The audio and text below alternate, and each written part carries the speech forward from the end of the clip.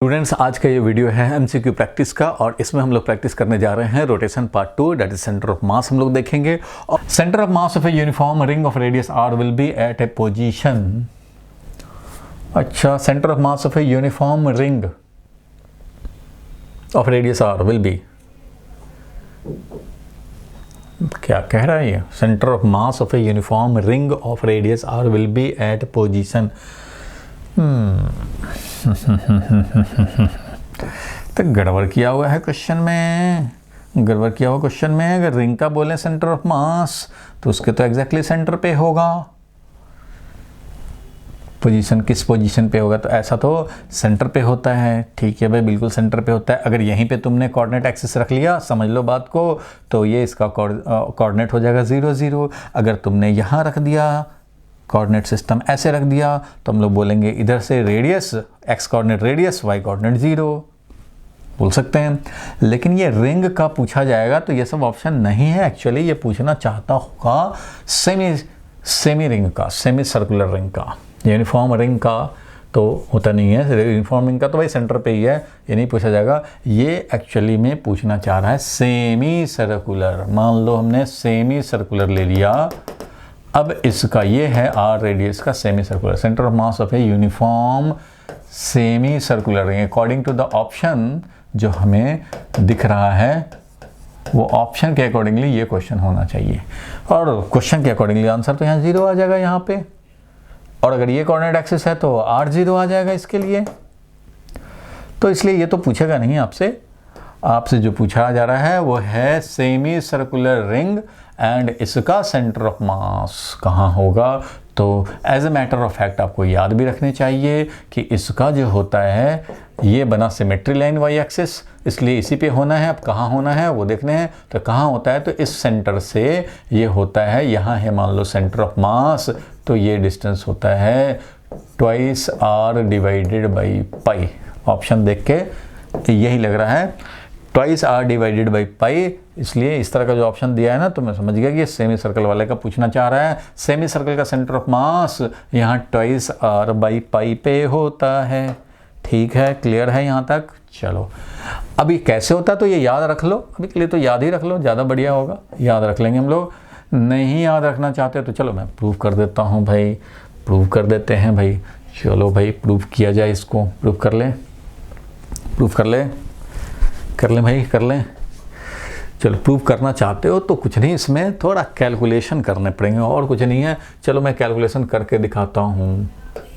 अरे यार, कैलकुलेशन किया जाए। ये है सेमी सर्कुलर मान लो रिंग, और इसका हम लोग निकालना चाहते हैं। यहाँ पे ये ओरिजिन है, अब इधर एक्स एक्सिस है, इधर वाई एक्सिस है, तो ऑब्वियसली हमें क्या निकालना पड़ेगा? X coordinate of C M निकालना पड़ेगा। X coordinate of C M निकालना पड़ेगा, यही हमें चाहिए, यही चाहिए। तो X coordinate of centre of mass कैसे निकालेंगे भाई? तो एक एलिमेंट लेंगे। अब जरा ध्यान दे दो, अगर समझना चाहते हो तो ठीक है, अदरवाइज याद रखने की ज़रूरत है। अगर समझना चाहते हो तो एक लेंगे एलिमेंट हम लोग, ठीक है, और ये आर रेडियस है ही, और इससे हम लोग डी, ये हमारा मान लो थीटा एंगल पे हमने पहले एलिमेंट लिया, तो ये एंगल जो बनेगा वो बनेगा डी थीटा। ठीक है भाई, ये एंगल क्या बनेगा? D theta. तो ये जो डी एम होगा वो कितना हो जाएगा भाई? तो डी एम होगा मास पर यूनिट लेंथ मल्टीप्लाइड बाई ये लेंथ। ये लेंथ जो भी है डी एल वैल्यू का है, अगर डी एल इसका लेंथ है तो पहले तो चलो डी एम का वैल्यू निकाल लें, क्योंकि ये सेंटर ऑफ मास जब निकालोगे तो डी एम हमें चाहिए और उसका एक्स कोऑर्डिनेट चाहिए, डिवाइडेड बाई हम लोग करेंगे टोटल मास जो भी है। ये तो फॉर्मूला यूज़ करना ही है, लेकिन पहले डीएम का वैल्यू निकालने पड़ेंगे। तो डीएम का वैल्यू कैसे निकलेगा भाई? तो डीएम का वैल्यू मान लेते हैं, लैम्डा है मास पर यूनिट लेंथ। ठीक है, लैम्डा है मास पर यूनिट लेंथ, तो लैम्डा इंटू ये डीएल, और ये डीएल का वैल्यू क्या होगा? तो ये डीएल का वैल्यू होगा आर डी थीटा। क्यों? क्योंकि डी थीटा का वैल्यू देखो भाई, इस डीएल का वैल्यू होगा आर डी थीटा। कैसे? क्योंकि ये डी थीटा एंगल जो होगा ना, ये वाला डीएल ये ऐसे है, ये है डी थीटा, ये वाला है डीएल, और ये वाला है रेडियस। इसलिए हम लोग बोल सकते हैं, क्या बोल सकते हैं भाई? D theta is equal to D L divided by radius. So D L is equal to R D theta. ऐसा होगा, बिल्कुल होगा। यहाँ से हम लोगों ने देखा भाई एंगल। तो लैम्डा इंटू डी एल का वैल्यू आर डी थीटा भी लिख सकते हैं। ये मिला हमें डी एम। चलो एक्स कोऑर्डिनेट निकालना था सेंटर ऑफ मास का, चलो कैलकुलेशन करते हैं भाई। X coordinate of centre of mass, D M का value lambda into R into D theta, ये हो गया डी एम। इसका एक्स कोऑर्डिनेट कितना है भाई? तो ये तो थीटा एंगल पे है, तो इसका एक्स कोऑर्डिनेट तो भाई ये वाला हो जाएगा। इसका एक्स कोऑर्डिनेट मैं दिखाना चाहता हूँ, रेड कलर ले लेता हूँ। चलो भाई, इसका एक्स कोऑर्डिनेट हो जाएगा ये इसका एक्स कोऑर्डिनेट है। और ये एक्स कोऑर्डिनेट कितना है भाई? तो ये रेडियस आर है, ये थीटा एंगल है, तो ये होगा R cos theta. Y coordinate कितना होगा भाई? तो वाई कोऑर्डिनेट होगा आर साइन थीटा। तो अभी हमें आर कॉस थीटा वाला एक्स कोऑर्डिनेट लिखने हैं, तो X coordinate of the element is this. तो एक्स कोऑर्डिनेट लिख दिया, इसको इंटीग्रेट करने हैं, डिवाइडेड बाय टोटल मास। तो टोटल मास कितना होगा? Lambda into total length. Lambda पर यूनिट लेंथ होता है मास, तो टोटल लेंथ कितना है भाई? तो टोटल लेंथ है ये पाई आर, क्योंकि 2 पाई आर पूरा होता है। तो टोटल लेंथ कितना है? पाई आर है भाई। तो ये वाला हो गया हमारा total mass. M will be equal to mass पर unit length multiplied by total length. किसका? Total length of semicircle. Total length of semicircle, तो सेमी सर्कल का टोटल लेंथ हम लोग लिखेंगे, it means lambda into pi R. Lambda into pi R, 2 pi R होता है total length, इसलिए ये मास जो टोटल हमारा आएगा वो इतना ही आएगा। ये वैल्यू मैंने रख दिया। अब इंटीग्रेट करने हैं मेरे दोस्त, इंटीग्रेट करने हैं। चलो इंटीग्रेट कर लिया जाए, चलो इंटीग्रेट कर लेते हैं भाई। तो इंटीग्रेट करते हैं इसको हम लोग, क्या मिलेगा? क्या है? कांस्टेंट बाहर निकालो। एक आर से एक आर कैंसल्ड, ठीक है भाई। और कुछ नहीं कैंसल, लैम्डा से लैम्डा कैंसल, ठीक है भाई। आर बाहर निकाल सकते हैं, आर बाहर निकाल लिया, पाई भी बाहर निकाल लिया, ये पाई और ये आर बाहर निकल गया। बच गया क्या? तो ये बच गया कॉस थीटा डी थीटा। और एलिमेंट को कवर करने के लिए थीटा का वैल्यू सोचो, तो थीटा का वैल्यू पूरे एलिमेंट कवर करने हैं। तो देखो भाई, थीटा इज इक्वल टू 0 होगा तो यहाँ का element, theta is equal to 0 होगा तो बिल्कुल हमारा यहाँ का एलिमेंट हो जाएगा। और मैं बता रहा हूँ कि थीटा इक्वल टू 0, थीटा अगर 0 लिया तो यहाँ का element, theta is equal to 30 degree लिया, यहाँ का element, theta is equal to 40 degree, यहाँ का एलिमेंट 45 डिग्री, यहाँ का एलिमेंट 50 डिग्री, यहाँ का एलिमेंट 60 डिग्री, 90 डिग्री यहाँ का एलिमेंट, ठीक है। और -30 पे यहाँ का एलिमेंट है, -45 पे यहाँ का एलिमेंट, -60 पे यहाँ का एलिमेंट है, -90 पे यहाँ। इट मीन्स -90 से लेकर के थीटा का वैल्यू जो होगा वो -90 से लेकर के +90 तक। थीटा का जो वैल्यू लेना पड़ेगा वो -90 डिग्री टू +90 डिग्री तक लेना पड़ेगा to cover entire semi circular ring. So क्या करेंगे? लिमिट -π/2 टू π/2, ठीक है भाई। कैलकुलेट कर लिया जाए।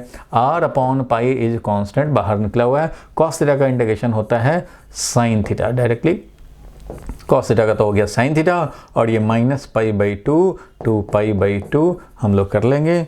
और ये मिल गया हमें r अपॉन पाई, और ये मिल गया हमें कितना वैल्यू भाई? तो साइन π/2 इज 1 माइनस, और साइन -π/2 इज -1, तो इसलिए 1 1 2 हो जाएगा। और ये क्या मिल जाएगा? तो ट्वाइस r अपॉन पाई मिल जाएगा। तो twice r upon pi is the final value of x coordinate of centre of mass. X coordinate of centre of मास ये हमारा ट्वाइस r/पाई आ गया। तो बस यही हो जाएगा हमारा सेमी सर्कुलर रिंग का ट्वाइस r/पाई। मैंने बोला कि ये आपको याद रखना चाहिए, ट्वाइस r/पाई इसका आंसर आता है। कई बार ऐसा निकालना हो तो इस तरह से काम कर सकते हो, नहीं तो कोई बात नहीं है, ऐसे याद रखना है। क्लियर है यहाँ तक? चलो आगे बढ़ते हैं, भाई। ये आ गया क्वेश्चन, चलो जल्दी से इसको, सेंटर ऑफ मास पे क्वेश्चन है 3 ब्रिक्स। जल्दी से ये ट्राई कर लो, बहुत अच्छा क्वेश्चन है, बहुत बढ़िया क्वेश्चन। सिंपल कैलकुलेशन करने हैं। 3 bricks each of length L and mass M। Length L and mass M, ये भी M, ये भी M, ये भी M, सब हैं M। बहुत अच्छा। Arrange as shown in figure from the wall से, ठीक है। The distance of the centre of mass of the system from the wall is. अच्छा, वॉल से ही कितना है distance of centre of mass of the 3 bricks. 3 bricks का centre of mass के कितने डिस्टेंस है from the wall? It means हम लोग अगर इसको ले लें y एक्सिस, इधर को ले लें x एक्सिस, तो कितने डिस्टेंस, वाल से कितने डिस्टेंस पे है भाई, तो ये तो वाल है, तो इससे डिस्टेंस बताना मीन्स हमें एक्स कोऑर्डिनेट बताने हैं। It means we need X coordinate of centre of mass, यही चाहिए distance from wall, distance of centre of mass from wall is equal to क्या, तो is equal to X coordinate of centre of mass. और ये कितना होगा भाई, तो यहाँ 3 ब्रिक्स हैं, तो ये डिस्क्रीट सिस्टम है, तो क्या करेंगे, तो m1 x1 plus m2 x2 plus m3 into x3 ऐसा काम करेंगे, और divided by total mass m1 plus m2 plus m3, सब मास सेम ही है क्योंकि तीनों आइडेंटिकल ब्रिक हैं, ठीक है, 3 ब्रिक्स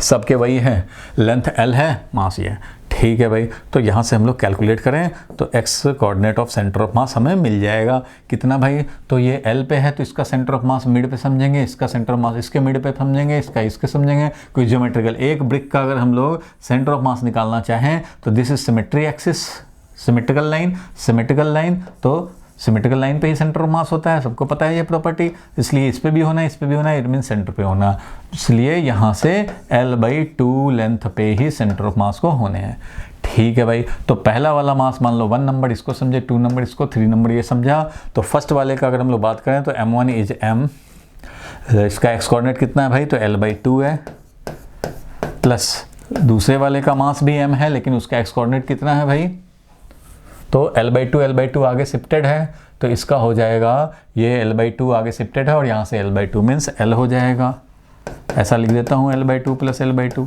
कन्वीनियंट के लिए। और तीसरा जो m है तो l/2 ये हुआ, फिर l/2, अच्छा ये टोटल l है और ये l/2 है, मीन्स l/2 आगे बढ़ा है, लेकिन इससे ये l/4 ही आगे है, इससे ये l/4 आगे है, इट मीन्स कितना हो गया, तो ये l/2 यानी कि ये टोटल l समझो, और इसका सेंटर ऑफ मास तो यहाँ है, तो इसका सेंटर ऑफ मास यहाँ है, तो यहाँ से l/4 इधर आया, l/4 देख लो भाई, इसका सेंटर ऑफ मास तो यहाँ है, इसका सेंटर ऑफ मास कितना हो, तो यहाँ से l/4 ही ये शिफ्ट हुआ है, l/4 ही आगे, इस ब्रिक 2 के रिस्पेक्ट में थर्ड वाला ब्रिक l/4 ही आगे गया है, तो सेंटर ऑफ मास भी इसके सेंटर ऑफ मास से l/4 ही आगे जाएगा।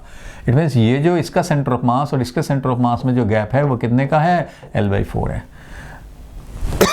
जब भी कोई ब्रिक रखोगे तो भाई इधर जितना डिस्टेंस पे रखोगे इसका सेंटर ऑफ मास भी उतने ही डिस्टेंस पे आगे बढ़ेगा, जितना ये है उतना ही ये है, इसलिए यहाँ पे थर्ड वाला जो रखेंगे वो l/2 प्लस l/2 यानी कि l तो था ही लेकिन प्लस अब होगा l/4 ओनली, ठीक है, डिवाइडेड बाई टोटल मास कितना भाई, तो 3m, क्लियर है, यहाँ तक मिल गया। बस अब इसको कैलकुलेट कर लेने हैं, एक ml/2, दूसरा ml/2, तीसरा ml/2, इस तरह से 3ml/2 हो गया, 4ml/2 हो गया, 5ml/2 हो गया, यानी कि 5 टाइम्स ml/2 तो हो ही गया, और प्लस एक और ml/4 हो गया, और डिवाइडेड बाई 3m है।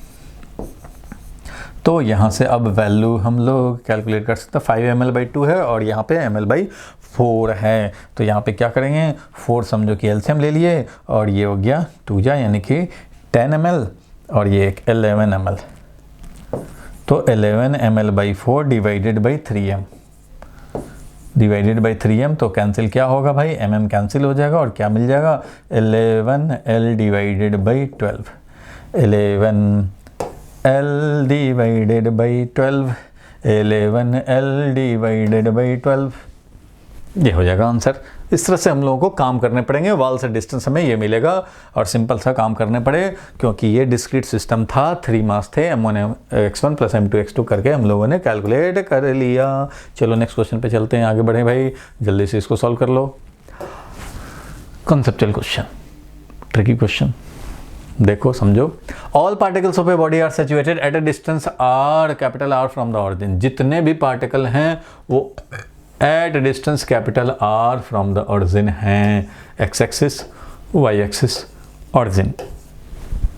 All particles of a body, ऐसा बॉडी है जिसका हर पार्टिकल r डिस्टेंस पे है, तो the distance of centre of mass of the body from the origin क्या हो सकता है, distance of centre of mass of the body from the origin, एक बॉडी का हर पार्टिकल r डिस्टेंस पे है, every point, every particle, all particle of a body are situated at distance r from the origin, then the distance of center of mass क्या हो सकता है, क्या होगा भाई, क्या इक्वल टू आर हो जाएगा भाई? इक्वल टू आर तब हो सकता है जब सारे के सारे पार्टिकल यहीं पे हों, आर डिस्टेंस पे हों, ऑरिजिन से सिर्फ आर डिस्टेंस, एक ही पॉइंट पे सारे पार्टिकल हैं, तो भाई सेंटर ऑफ मास भी यहाँ होगा।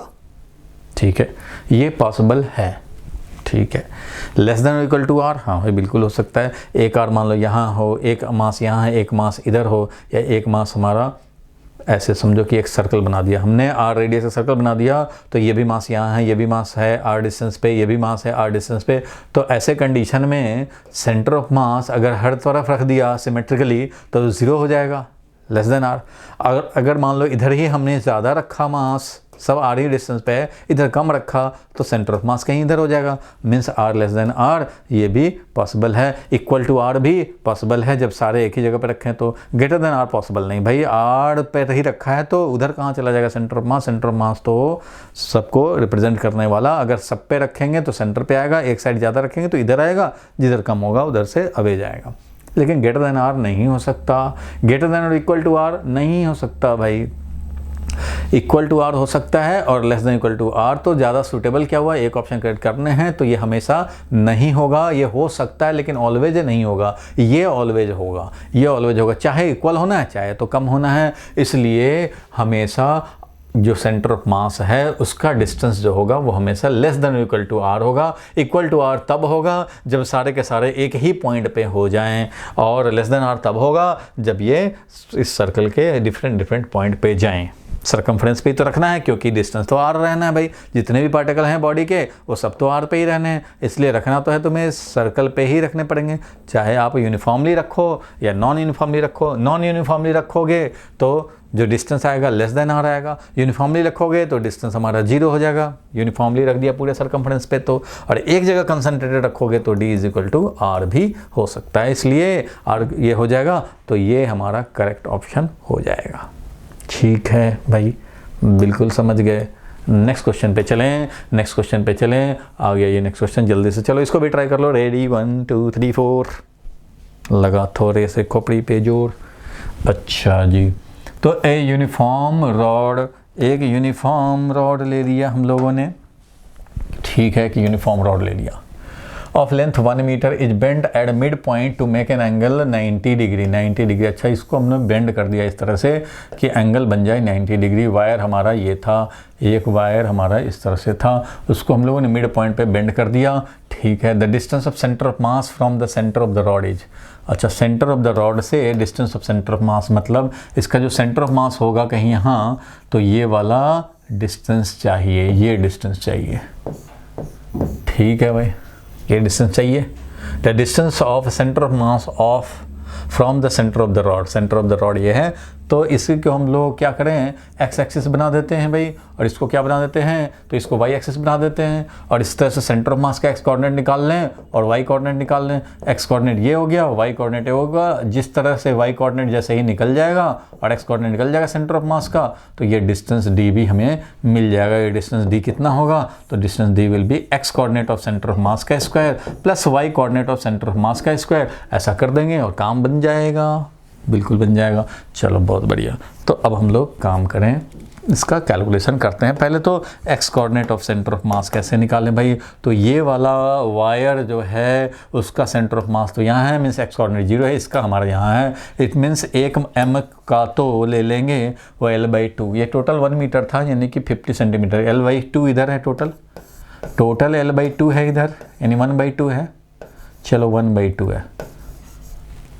ठीक है, सेंटीमीटर में लिखा है तो क्यों ना हम लोग भी सेंटीमीटर में लिखें, तो ये 50 सेंटीमीटर हो जाएगा। ये क्या हो जाएगा भाई, तो 50 सेंटीमीटर हो जाएगा, इधर हो जाएगा ये 50 सेंटीमीटर, क्योंकि सेंटीमीटर में आंसर है, सेंटीमीटर में कैलकुलेट करें। ये भी हमारा कितना है भाई, तो 50 सेंटीमीटर है, बिल्कुल ठीक है भाई। तो m इंटू इसका हो जाएगा 25 सेंटीमीटर, बिल्कुल। दूसरा m का जो है वो तो 0 है, एक्स कोऑर्डिनेट 0 है, डिवाइडेड बाई क्या करेंगे, तो भाई 2m है, इधर भी m लें इधर भी m लें, तो ये मिल गया हमें, m कैंसिल हो गया, 25/2 इट मीन्स 12.5 सेंटीमीटर ये मिला। एक्स कोऑर्डिनेट 12.5 मिला, तो इधर से भी भाई वाई कोऑर्डिनेट जब निकालोगे तो 12.5 ही मिलेगा, क्योंकि जितना इधर से डिस्टेंस होगा उतना ही डिस्टेंस, कॉमन ऑब्जर्वेशन मेथड से जितना इधर है उतना ही इधर भी है। तो ऑब्वियसली हम लोग निकाल सकते हैं कि 12.5 सेंटीमीटर ही मिलेगा। फिर भी अगर निकालना चाहोगे तो मैं क्या करूँगा भाई, तो मास m1 है, उसका वाई कोऑर्डिनेट 0 है, m है उसका वाई कोऑर्डिनेट 0 है। दूसरा जो m है इस रॉड का मास, तो वो है वाई कोऑर्डिनेट इसका 25 आएगा, तो वही सही 25 डिवाइडेड बाई 2m करोगे और इससे mm कैंसिल होगा और मिल जाएगा हमें अगेन 12.5 सेंटीमीटर। ठीक है भाई, तो दोनों 12.5 सेंटीमीटर, इसलिए ये जब करोगे 12.5 तो भाई x0 square plus x0 square करते तो √2 टाइम्स हो जाएगा, √2 टाइम्स 12.5 सेंटीमीटर, तो √2 टाइम्स करने पड़ेंगे, यानी कि 12.5 तो है ही और √2 मीन्स 1.414, ये है, मल्टीप्लाई कर दो, जितना आ जाएगा उतना सेंटीमीटर हमें मिल जाएगा। कितना वैल्यू हो जाएगा भाई, 12.5 में 1.414 से मल्टीप्लाई कर लें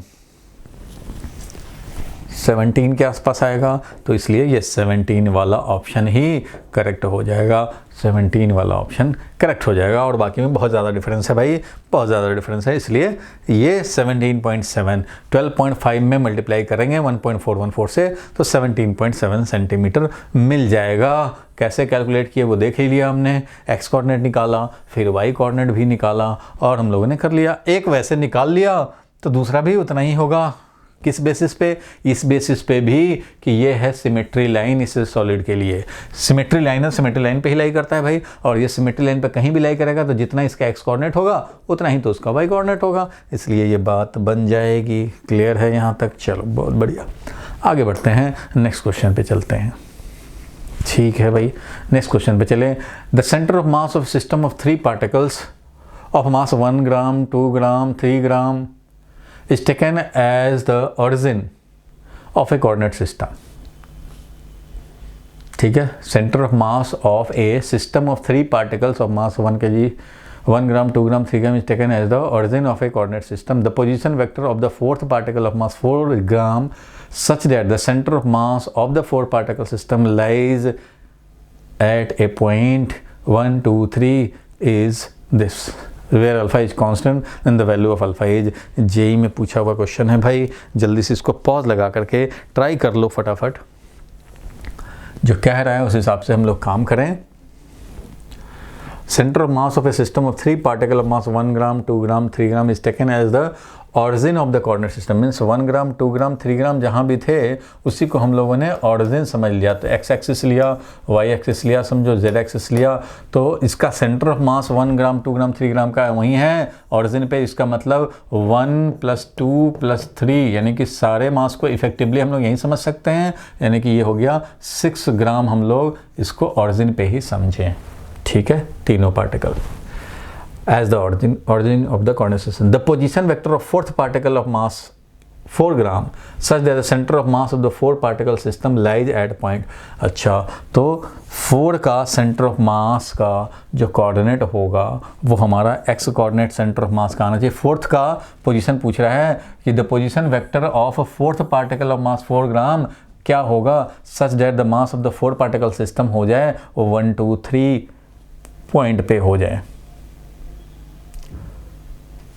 4 gram such that the center of mass of the 4 particle system lies at point this is, ठीक है, तो 4th हम लोग कहाँ रखें, 4 ग्राम वाला कहाँ रखें, 4 ग्राम मान लो हमने यहाँ रखा, तो लिख रहे हैं the position vector of the 4th particle such that centre of mass lies at point this is this, मतलब ये जो 4 ग्राम रखे हो इसका जो पोजीशन वेक्टर है वो है alpha into I cap plus 2j cap plus 3k cap, ये है पोजीशन वेक्टर 4th पार्टिकल का। मीन्स 4th पार्टिकल का जो पोजीशन वेक्टर है, समझो इसका कोऑर्डिनेट अगर लिखें तो ये आ जाएगा अल्फा, ये आ जाएगा क्या भाई, तो अल्फा 2 अल्फा, वाई कोऑर्डिनेट हो गया 2 अल्फा और z कोऑर्डिनेट क्या हो गया 3 अल्फा, ये हो गया, यही हो गया पोजीशन हमारा, ये है 4 ग्राम वाले का पोजीशन, ये है, मीन्स अल्फा हो गया x कोऑर्डिनेट, 2 अल्फा हो गया y कोऑर्डिनेट, 3 अल्फा हो गया z कोऑर्डिनेट, यहाँ पे ये 4th पार्टिकल है। तो सेंटर ऑफ मास का जो लोकेशन है वो 1 2 3 है, तो उस कंडीशन में जो सेंटर ऑफ मास है वो कहाँ है भाई, तो 1 2 3 पे है। इसका कोऑर्डिनेट दे दिया हुआ है। इसका मतलब एक्स कोऑर्डिनेट 1 हो जाएगा, एक्स कोऑर्डिनेट 1 हो जाएगा भाई। Y coordinate of centre of mass वो कितना हो जाएगा भाई, तो वो 2 हो जाएगा। And Z coordinate of centre of mass वो क्या हो जाएगा, 3 हो जाएगा। तो हमें अल्फा का वैल्यू चाहिए। अरे भाई तो कोई एक पकड़ लो, हमें एक्स कोऑर्डिनेट को तो भाई 1 करने पड़ेगा सेंटर ऑफ मास का। तो ठीक है भाई, तो X coordinate centre of mass का होता क्या है, तो भाई m1 x1, तो अभी तो 2 ही मास हैं, एक ये है 6 ग्राम का, ये है 4 ग्राम का। तो m1 x1 plus m2 x2 formula लिख रहा हूँ, 2 मास सिस्टम ही समझेंगे, क्योंकि जो पहला वाला जो 3 पार्टिकल्स थे उनको तो इफेक्टिवली यहाँ समझने हैं। तो दिस इम्प्लाइज, अगर एक्स कोऑर्डिनेट हमारा 1 होना है तो इसका मतलब this should be equal to 1। और यहाँ पे अब हम लोग कैलकुलेट कर लें भाई। m1, तो m1 हमने रखा 6 ग्राम, तो वो तो भाई 6 ग्राम इंटू 0 हो गया, क्योंकि वो तो ऑरिजिन पे ही है। और 4 ग्राम को तुमने रखा है, तो 4 ग्राम को कहाँ रखा है भाई, तो एक्स कोऑर्डिनेट इसका क्या है, तो इसका एक्स कोऑर्डिनेट है अल्फ़ा। इसका एक्स कोऑर्डिनेट क्या है, अल्फ़ा है। डिवाइडेड बाई टोटल मास कितना, तो 6 ग्राम, ये वाला था 4 ग्राम, 6 ग्राम प्लस 4 ग्राम, यही है टोटल। ठीक है भाई, ग्राम में लिखा हुआ। तो ये हो गया 4 अल्फ़ा डिवाइडेड बाई 10, ग्राम ग्राम तो कैंसिल है, 4 अल्फ़ा डिवाइडेड बाई 10। और ये वैल्यू आना कितना था भाई, तो ये 1 आना था, ये 1 आना था। इसलिए 4 अल्फ़ा का वैल्यू है हमारा 10। सो अल्फ़ा का वैल्यू है 10/4, इट मीन्स 2.5। अल्फ़ा का वैल्यू क्या आ गया, तो 2.5 आ गया भाई। 2.5 बोले तो 5/2 हो जाएगा ये आंसर। एक्स कोऑर्डिनेट से हम लोगों ने लेकर काम किया, निकल जाएगा। अब तुम चाहते तो वाई कोऑर्डिनेट से भी निकाल सकते थे, क्योंकि वाई कोऑर्डिनेट का दिया हुआ था, वाई कोऑर्डिनेट 2 होना है। तो अगर मैं वाई कोऑर्डिनेट से निकालूं तो Y coordinate centre of mass का जो कि 2 होना है वो होगा m1 y1 plus m2 y2। इससे भी चाहे तो निकाल सकते हो, divided by m1 plus m2। ठीक है भाई, तो this 2 will be equal to, m1 कितना था, 6 ग्राम का था, तो 6 मल्टीप्लाइड बाई उसका वाई कोऑर्डिनेट कितना था भाई, तो 0 था, क्योंकि ये तो ऑरिजिन पे ही पड़ा हुआ था। दूसरा जो मास था उसका वाई कोऑर्डिनेट क्या था, तो 2 अल्फ़ा था। ठीक है भाई, इसका वाई कोऑर्डिनेट क्या है, तो 2 अल्फ़ा है, 2 अल्फ़ा रख दिया, डिवाइडेड बाई 6 प्लस 4।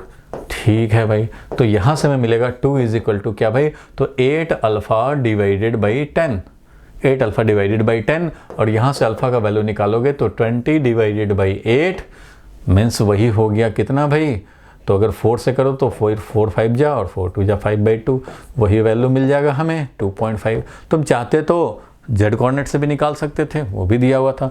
तो कोई बात नहीं, किसी एक को भी पकड़ लिया, हमें तो अल्फ़ा का वैल्यू चाहिए, अल्फ़ा का वैल्यू निकल चुका। क्लियर है यहाँ तक? इससे लो, एक्स कोऑर्डिनेट से लो, वाई कोऑर्डिनेट से निकालो और जेड कोऑर्डिनेट से निकालो, किसी से भी निकालो भाई, निकालो, लेकिन निकालो।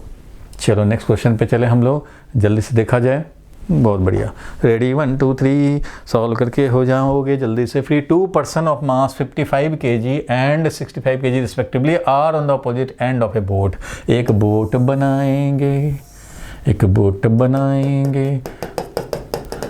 पानी में चलाएंगे, एक बोट बनाया, पानी में चलाया। चलो बहुत बढ़िया। 55 kg 2 पर्सन है, एक है 55 kg, दूसरा किधर है भाई, दूसरा है इधर, थोड़ा मोटा है और ये है 65 kg। ठीक है, are on the opposite end of the boat. ठीक है, लगा दिया हमने। The length of the boat is 3 metre, तो length of the boat is 3 metre and weight 100 kg। अच्छा भाई, 100 kg। 55 kg man walks up to 65 kg man. अब ये यहाँ से चलता हुआ चुक चुक करता हुआ पहुँच गया यहाँ। ठीक है भाई, एंड सिट्स विद हिम। अच्छा भाई, उसी के पास आकर के बैठ गया।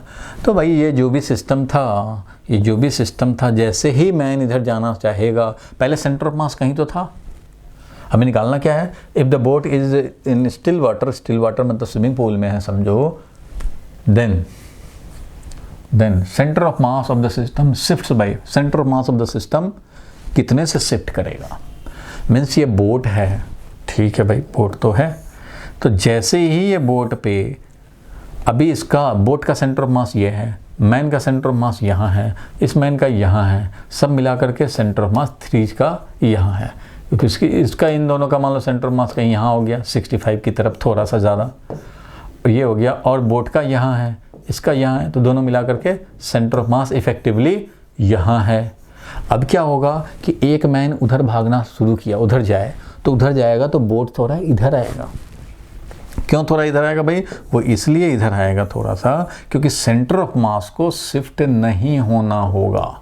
क्यों? क्योंकि ये फ्लोटिंग कंडीशन में है। इधर जो भी वेट लग रहे हैं, इधर जो भी वेट लग रहे हैं और इस पे बाउंड फोर्स जो लग रहे हैं, अब थ्रस्ट दोनों ने काउंटर बैलेंस किया हुआ है और स्विमिंग पूल में बेचारा रेस्ट में है। क्वेश्चन में दिया हुआ है स्विमिंग पूल में boat is in still water और अपना ऐसे है।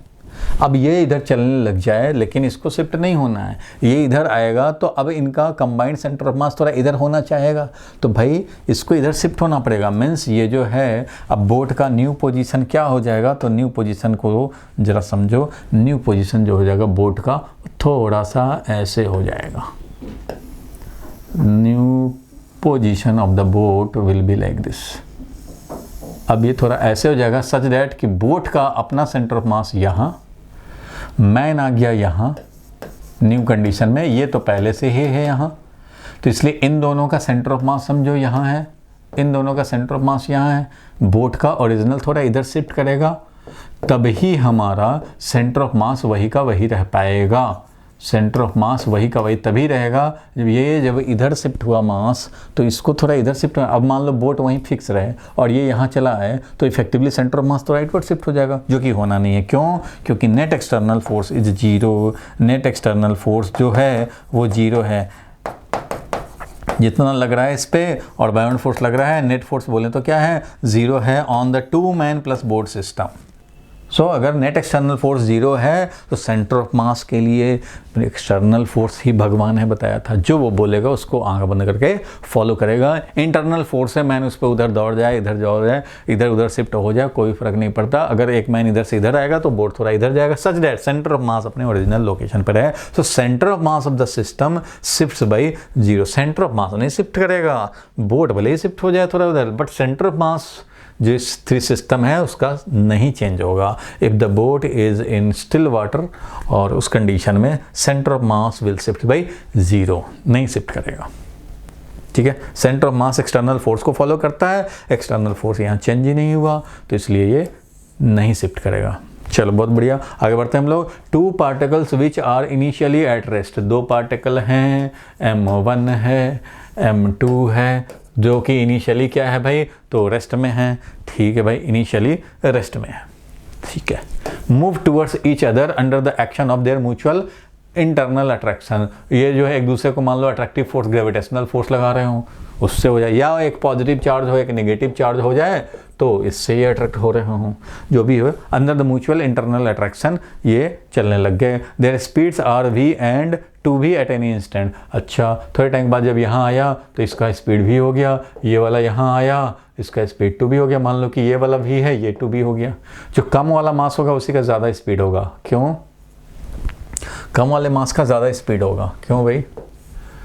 क्योंकि पहले रेस्ट में था दोनों, अब दोनों एक्सेलरेट हुआ टुवर्ड्स ईच अदर। तो इनिशियली रेस्ट में था, इसलिए momentum before is equal to momentum at any time होगा। मोमेंटम तो कंजर्व होने हैं, तो पहले का मोमेंटम क्या था भाई, जीरो था। ठीक है, M1 into zero plus M2 into zero ये था। बाद में क्या हुआ भाई, तो M1 इंटू ये वेलोसिटी 2v। चलो इसी डायरेक्शन को अगर पॉजिटिव समझें तो M1 into 2v plus M2 into इसका हमारा कितना है वेलोसिटी भाई, तो ये -v होगा। तो ये होना चाहिए क्या भाई, जीरो होना चाहिए, जीरो होना चाहिए, इसलिए जीरो होना चाहिए। ये इसका मतलब ये हो गया, अगर मैं इसको बोलूं कि ये चलो P1 है फर्स्ट वाले का मोमेंटम, ये वाला है P2 सेकंड वाले का मोमेंटम, और दोनों मिलके क्या होना था भाई, तो जीरो होना था। तो बोल सकते हैं ना कि P1 will be equal to minus of P2। Means ये दोनों को जो मोमेंटम होंगे वो इक्वल एंड अपोजिट होंगे, इसलिए एक को राइटवर्ड मोमेंटम है, दूसरे को लेफ्टवर्ड मोमेंटम है। दोनों का वैल्यू क्या होने हैं, सेम होने हैं। इसलिए इस वैल्यू, इस बेसिस पे मैंने बोल दिया कि भाई एक जो छोटा वाला होगा वो ज़्यादा वेलोसिटी से भागेगा, जो कम मास वाला होगा वो ज़्यादा वेलोसिटी से, और जो बड़ा वाला मास वाला हो कम वेलोसिटी, सच दैट कि मोमेंटम सेम रहे। तो जिसका हैवी मास है, ये हैवी है अगर मास, तो इसका कम होगा वेलोसिटी, यहाँ पे आकर के। ये है फाइनल कंडीशन, ये दोनों क्या हैं, ये फाइनल कंडीशन में हैं। फाइनल मतलब टी टाइम पे हैं। इनिशियली यहाँ था, अभी ये 0 था और इसका भी वेलोसिटी क्या था, 0 था। लेकिन बाद में आएगा तो जो हेवियर वाला है, देखो भाई, तो m1 v1 वैल्यू में is equal to m2 v2। Value में तो दोनों सेम होने हैं, डायरेक्शन में अपोजिट होने हैं, एक का लेफ्ट और एक का right word.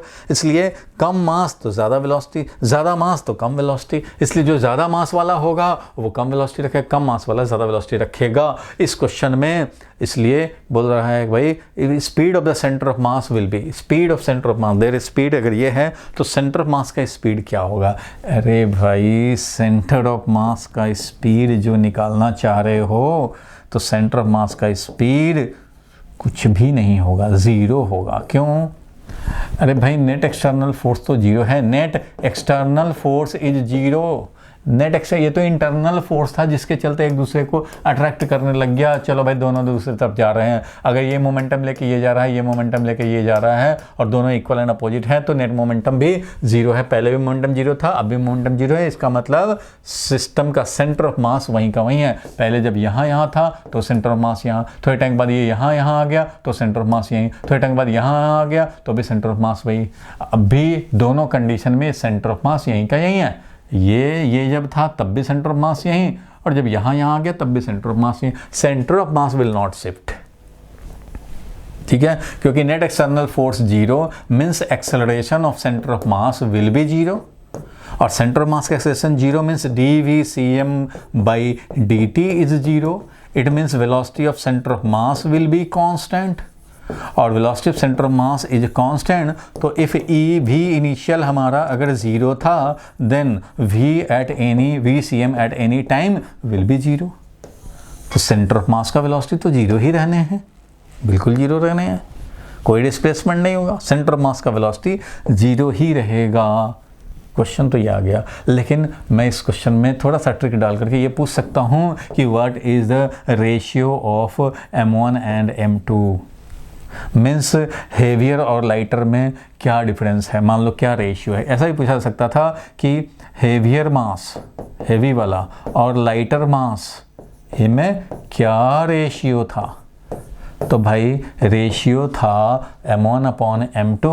m1 upon m2 is v2 upon v1, inversely proportional है भाई। v2 अपॉन पर m हायर का स्पीड कम होता है, m लाइटर का स्पीड ज़्यादा होता है, और ये इन्वर्सली प्रोपोर्शनल होता है। सो ज़्यादा मास वाला है जो हेवियर है, ज़्यादा मास वाले का स्पीड कम होता है, ठीक है। तो इसलिए हेवियर वाले का स्पीड अगर v है तो लाइटर वाले का स्पीड 2v होगा, ठीक है, इन्वर्सली प्रोपोर्शनल है भाई। तो इसलिए हम लोग बोल सकते हैं जो हेवियर वाला था, मान लो ये हेवियर था और एक लाइटर था, इन्वर्सली प्रोपोर्शनल है, इसलिए हम लोग बोल सकते हैं कि हेवियर वाला ये 2v और ये v, ऐसा लिख सकते हैं हम लोग, क्योंकि मोमेंटम सेम रहना। m1 v1 is equal to m2 v2 means यहाँ देख लो भाई m1 v1 is equal to m2 v2। सो हम लोग बोल सकते हैं कि m1/m2 is equal to v2 upon v1। तो हेवियर डिवाइडेड बाई लाइटर लिख रहे हैं, तो इधर हमारा हेवियर का लिखना पड़ेगा स्पीड, इधर लाइटर का लिखना पड़ेगा। तो ये आया रेशियो 2। तो रेशियो जब पूछा जाएगा तो ratio is 2। Ratio of mass अगर पूछा जाएगा तो वो 2 है, क्योंकि मोमेंटम इक्वल एंड अपोजिट रखेंगे eight any time. Starting momentum 0 था, फाइनल मोमेंटम भी 0 ही रहेगा। नेट एक्सटर्नल फोर्स ने कह दिया भाई जो 0 है तो एक्सेलरेशन 0 रहना भाई, और एक्सेलरेशन 0 रहना मतलब सेंटर ऑफ मास का वेलोसिटी कांस्टेंट। पहले 0 था तो 0 ही रहना, पहले 0 था तो 0 ही रहना, चेंज मत करना। चलो भाई बहुत बढ़िया। तो अब जरा इसको देख लिया जाए। Small mass attach to a string rotates on a frictionless table top as shown. अच्छा, ये फ्रिक्शनलेस टेबल टॉप है भाई, फ्रिक्शनलेस टेबल टॉप है। चलो हम लोग भी लगा लेते हैं एक फ्रिक्शनलेस टेबल टॉप। अच्छा जी, ठीक है। If tension in the string is increased by pulling. अच्छा, ये समझो कि इसमें एक होल बना हुआ है और इधर से हम लोग स्ट्रिंग को पुल कर सकते हैं, और ये स्ट्रिंग ऐसे कनेक्टेड है इस वाले आर रेडियस पे, और ये इस तरह से सर्कुलेट कर सकता है इस पाथ में, सर्कुलर पाथ में ये सर्कुलेट कर सकता है ये मास। चलो बहुत बढ़िया। और यहाँ से अब हम लोग क्या कर रहे हैं, इस स्ट्रिंग को जो ऐसे पास हो रहा है, यहाँ छोटा सा होल बना हुआ है, तो यहाँ से हम लोग अगर इसको पुल करें तो इसका radius will decrease. If the tension in the string is increased by pulling the string causing the radius of the circular motion to decrease by a factor of 2, decrease करे बाई ए फैक्टर ऑफ 2 मतलब क्या, ये हो गया decrease हो गया by a factor of 2 के factor से डिक्रीज हो गया। अगर increase by a factor of 2 होता तो आर डेस हमारा 2r हो जाता। Decrease by a factor of 2 means R dash is equal to r by 2। Clear है यहाँ तक? चलो बहुत बढ़िया, आगे बढ़ते हैं हम लोग। Then the kinetic energy of the mass will, kinetic energy of the mass increase की डिक्रीज की रिमेन कांस्टेंट, ये बताने हैं। ठीक है, काइनेटिक एनर्जी बताने हैं। तो फिलहाल ये सर्कुलर मोशन करेगा और ये फ्रिक्शनलेस है, इसलिए कोई यहाँ पे डेसिपेटिव फोर्स नहीं है, कोई डेसिपेटिव फोर्स नहीं है। और हमारा जो वेट फोर्स होगा ऐसे, नॉर्मल जो फोर्स इस पे लगेगा ऐसे, कोई फ्रिक्शन है नहीं, इसलिए टेंशन फोर्स अपना आराम से इसको सर्कुलर मोशन कराएगा। और टेंशन फोर्स कभी वर्क नहीं करता, क्योंकि टेंशन फोर्स हमारा यहाँ वर्क नहीं कर पाएगा, क्योंकि tension force is perpendicular to velocity, means tension force is perpendicular to displacement circular path में, इसलिए work done is 0। Work done by tension force is 0। Normal, तो नॉर्मल के डायरेक्शन में जाएंगे, नॉर्मल के परपेंडिकुलर हो रहा है, डिस्प्लेसमेंट जा रहा है ऐसे, वेलोसिटी तो हमारा ऐसे, mg के भी परपेंडिकुलर है, mg और नॉर्मल दोनों वर्टिकल हैं और हॉरिजॉन्टल में हो रहा है मोशन, इसलिए वर्क डन सबका 0 है। वर्क डन 0, कोई डिसिपेट नहीं करा रहा है एनर्जी। अगर वर्क डन 0 है और टॉर्क की बात करें हम लोग, तो टॉर्क भी 0 है। क्यों भाई कि टॉर्क 0 है? क्योंकि ये इस पॉइंट के अबाउट इसको axis of rotation is vertical, vertical mg force, vertical normal force ऐसे ही 0 करेगा, इस एक्सिस के अबाउट 0 है। और टेंशन का फोर्स तो यहीं से पास हो रहा है, इसलिए टॉर्क नेट एक्सटर्नल इज 0। और नेट एक्सटर्नल टॉर्क जब 0 है तो इसका angular momentum of the system will be constant. Angular momentum of the system क्या हो जाएगा भाई? तो वो कांस्टेंट हो जाएगा। Angular momentum of the system constant करेंगे, बिल्कुल करेंगे। तो बस ऐसे सिस्टम के लिए रेडियस डिक्रीज कराओगे तो एंगुलर स्पीड इसका बढ़ेगा। मीन्स एंगुलर मोमेंटम कांस्टेंट करने हैं तो एंगुलर मोमेंटम होता है m1 v1 r1 is equal to लिखेंगे m2 v2 r2। क्यों भाई? एंगुलर मोमेंटम जो होता है वो यही होता है, लीनियर मोमेंटम का value multiplied by perpendicular distance. Circular motion जब भी होगा तो ये लीनियर मोशन है, तो परपेंडिकुलर डिस्टेंस है ये r और लीनियर मोमेंटम mv। तो perpendicular distance line of motion से भाई, तो लाइन ऑफ मोशन तो ये है, परपेंडिकुलर डिस्टेंस r है, इसलिए ये हो जाता है कितना? तो mvr। तो initial angular momentum is equal to final angular momentum, यहाँ से हम लोग बात कर सकते हैं। और मास तो हमारा सेम ही है, इसलिए m1 इज m2 और m हमारा हो जाएगा cancelled. So v1 r1 is equal to v2 r2। बिल्कुल ठीक है भाई।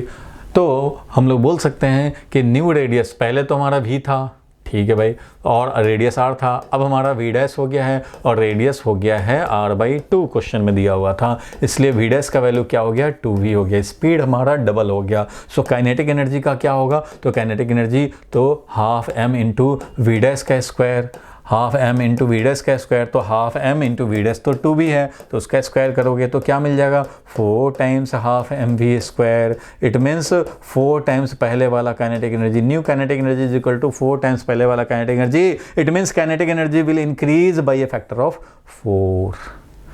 So kinetic energy of mass will increase by a factor of 4, by a factor of 4। Factor of 4 से हम लोग का इंक्रीज कर गया, क्या इंक्रीज कर गया? Kinetic energy. क्योंकि स्पीड का पूछता तो speed is increase by a factor of 2, radius is decrease by a factor of 2, angular momentum will remain constant.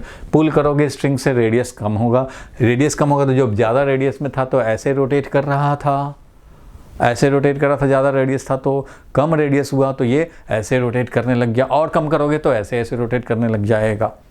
ठीक है, एंगुलर मोमेंटम हमारा रहने हैं कांस्टेंट। चलो बहुत बढ़िया, आगे बढ़ते हैं, नेक्स्ट क्वेश्चन पे चलते हैं भाई। जल्दी से इसको सॉल्व कर लो भाई। जेई में आया हुआ क्वेश्चन है, 2020 का ही क्वेश्चन है, जल्दी से इसको ट्राई मारो भाई। Centre of mass of solid hemisphere of radius 8 centimetre is x centimeter from the center of the flat surface, then the value of x, then the value of x।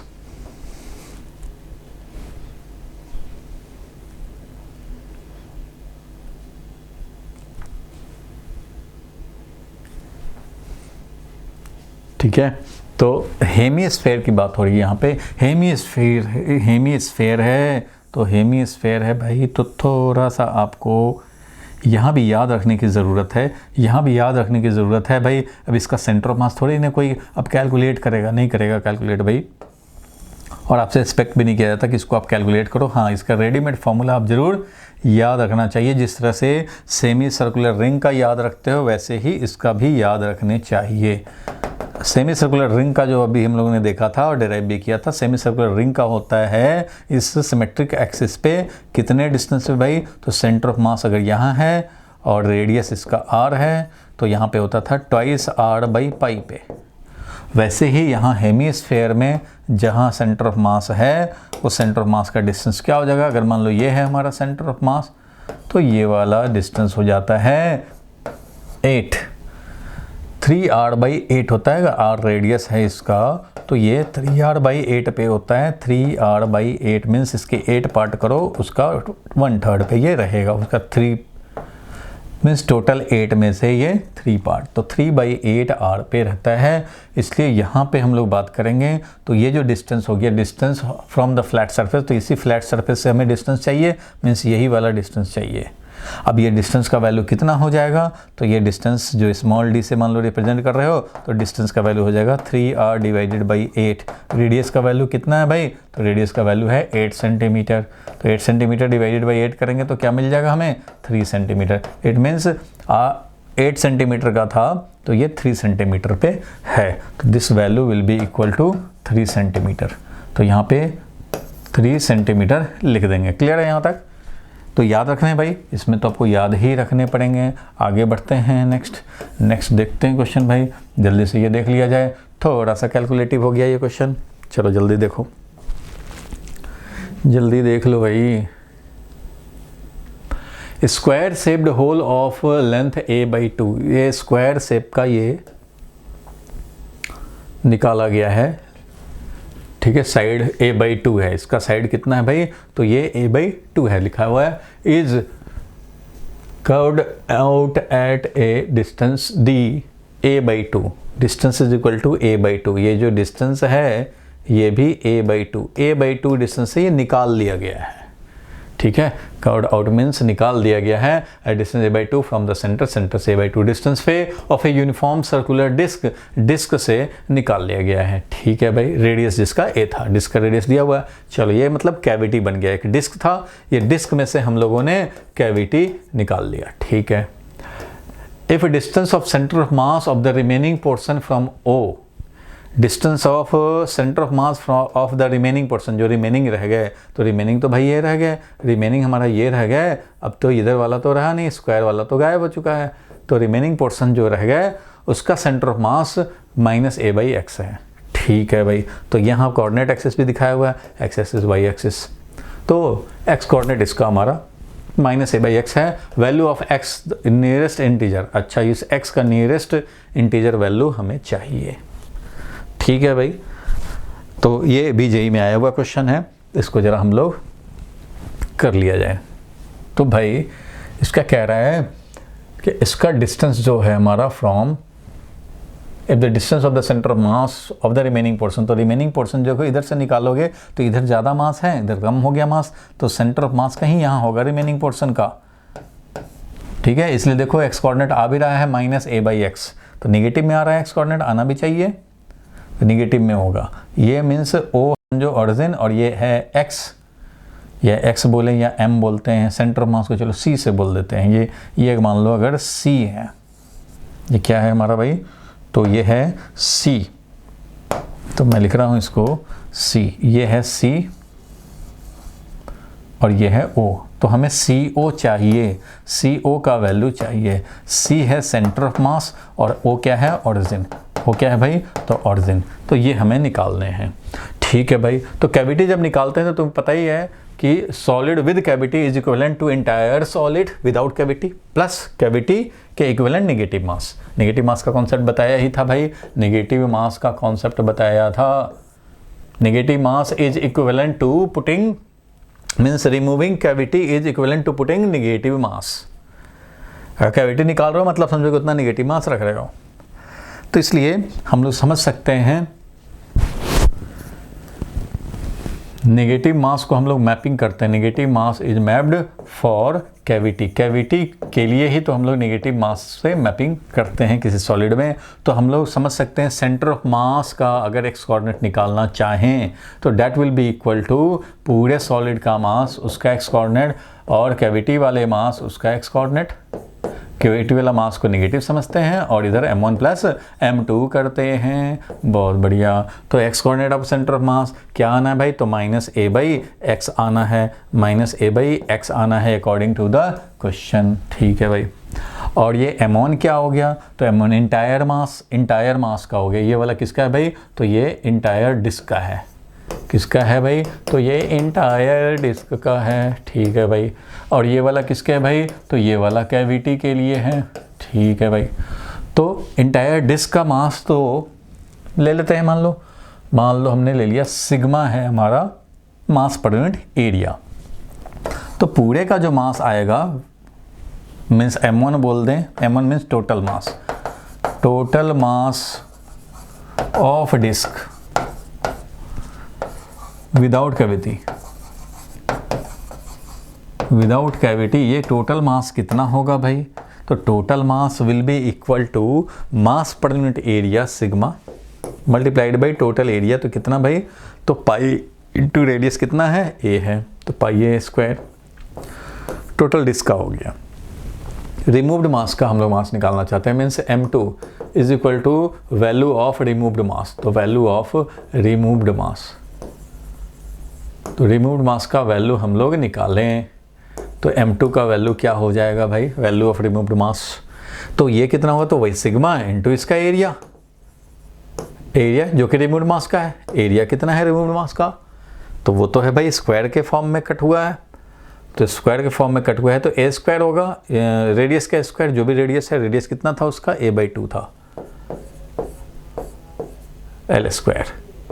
ये हो गया area of square क्या होगा, area of square का area is equal to length का square, जो भी length है, तो लेंथ कितना है a/2 है, तो a/2 का स्क्वायर करोगे भाई, बिल्कुल करोगे भाई। तो सिग्मा इंटू क्या मिल गया, a²/4, सिग्मा इंटू a² और बाई 4, ये आ गया हमारा। क्लियर है यहाँ तक।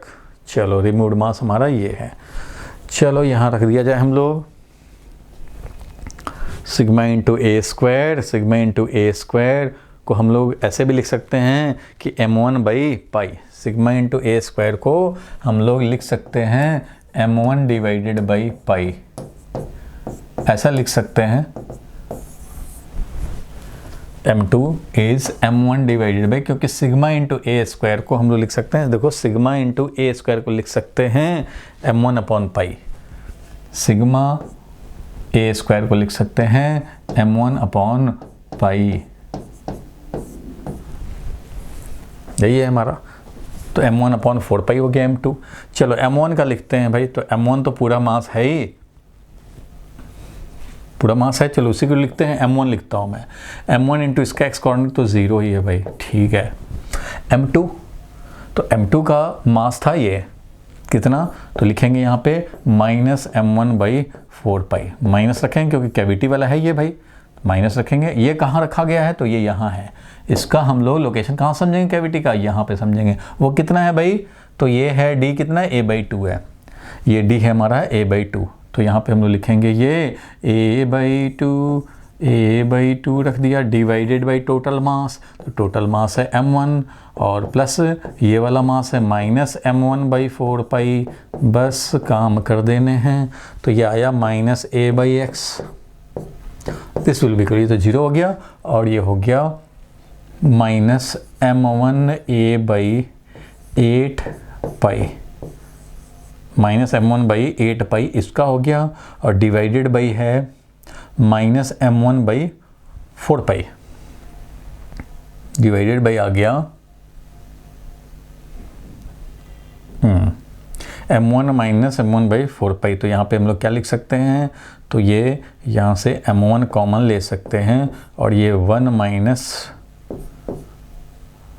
-1/4 कर सकते हैं, बिल्कुल कर सकते हैं भाई, बिल्कुल कर सकते हैं, कोई परेशानी वाली बात नहीं है। और यहाँ से m1 कैंसिल हो जाएगा, तो minus a by x is equal to m1 cancel हो गया और ये बच जाएगा कितना, तो माइनस m1 कैंसिल्ड और ये हो गया minus a by 8 pi into ये हो गया 4 पाई एलसीएम ले लेंगे तो 4 पाई चला गया ऊपर और यहाँ आ गया 4 पाई माइनस 1। कैलकुलेशन मिस्टेक नहीं हुआ होना चाहिए, कैलकुलेशन मिस्टेक नहीं हुआ होना चाहिए। तो दिस इज इक्वल टू ये माइनस ऑफ ये तो 2 हो गया, 4 पाई से 8 पाई माइनस ए बाई 2 और ये 4 पाई माइनस 1, तो 4 पाई होता है 3.14, तो ये हो गया 4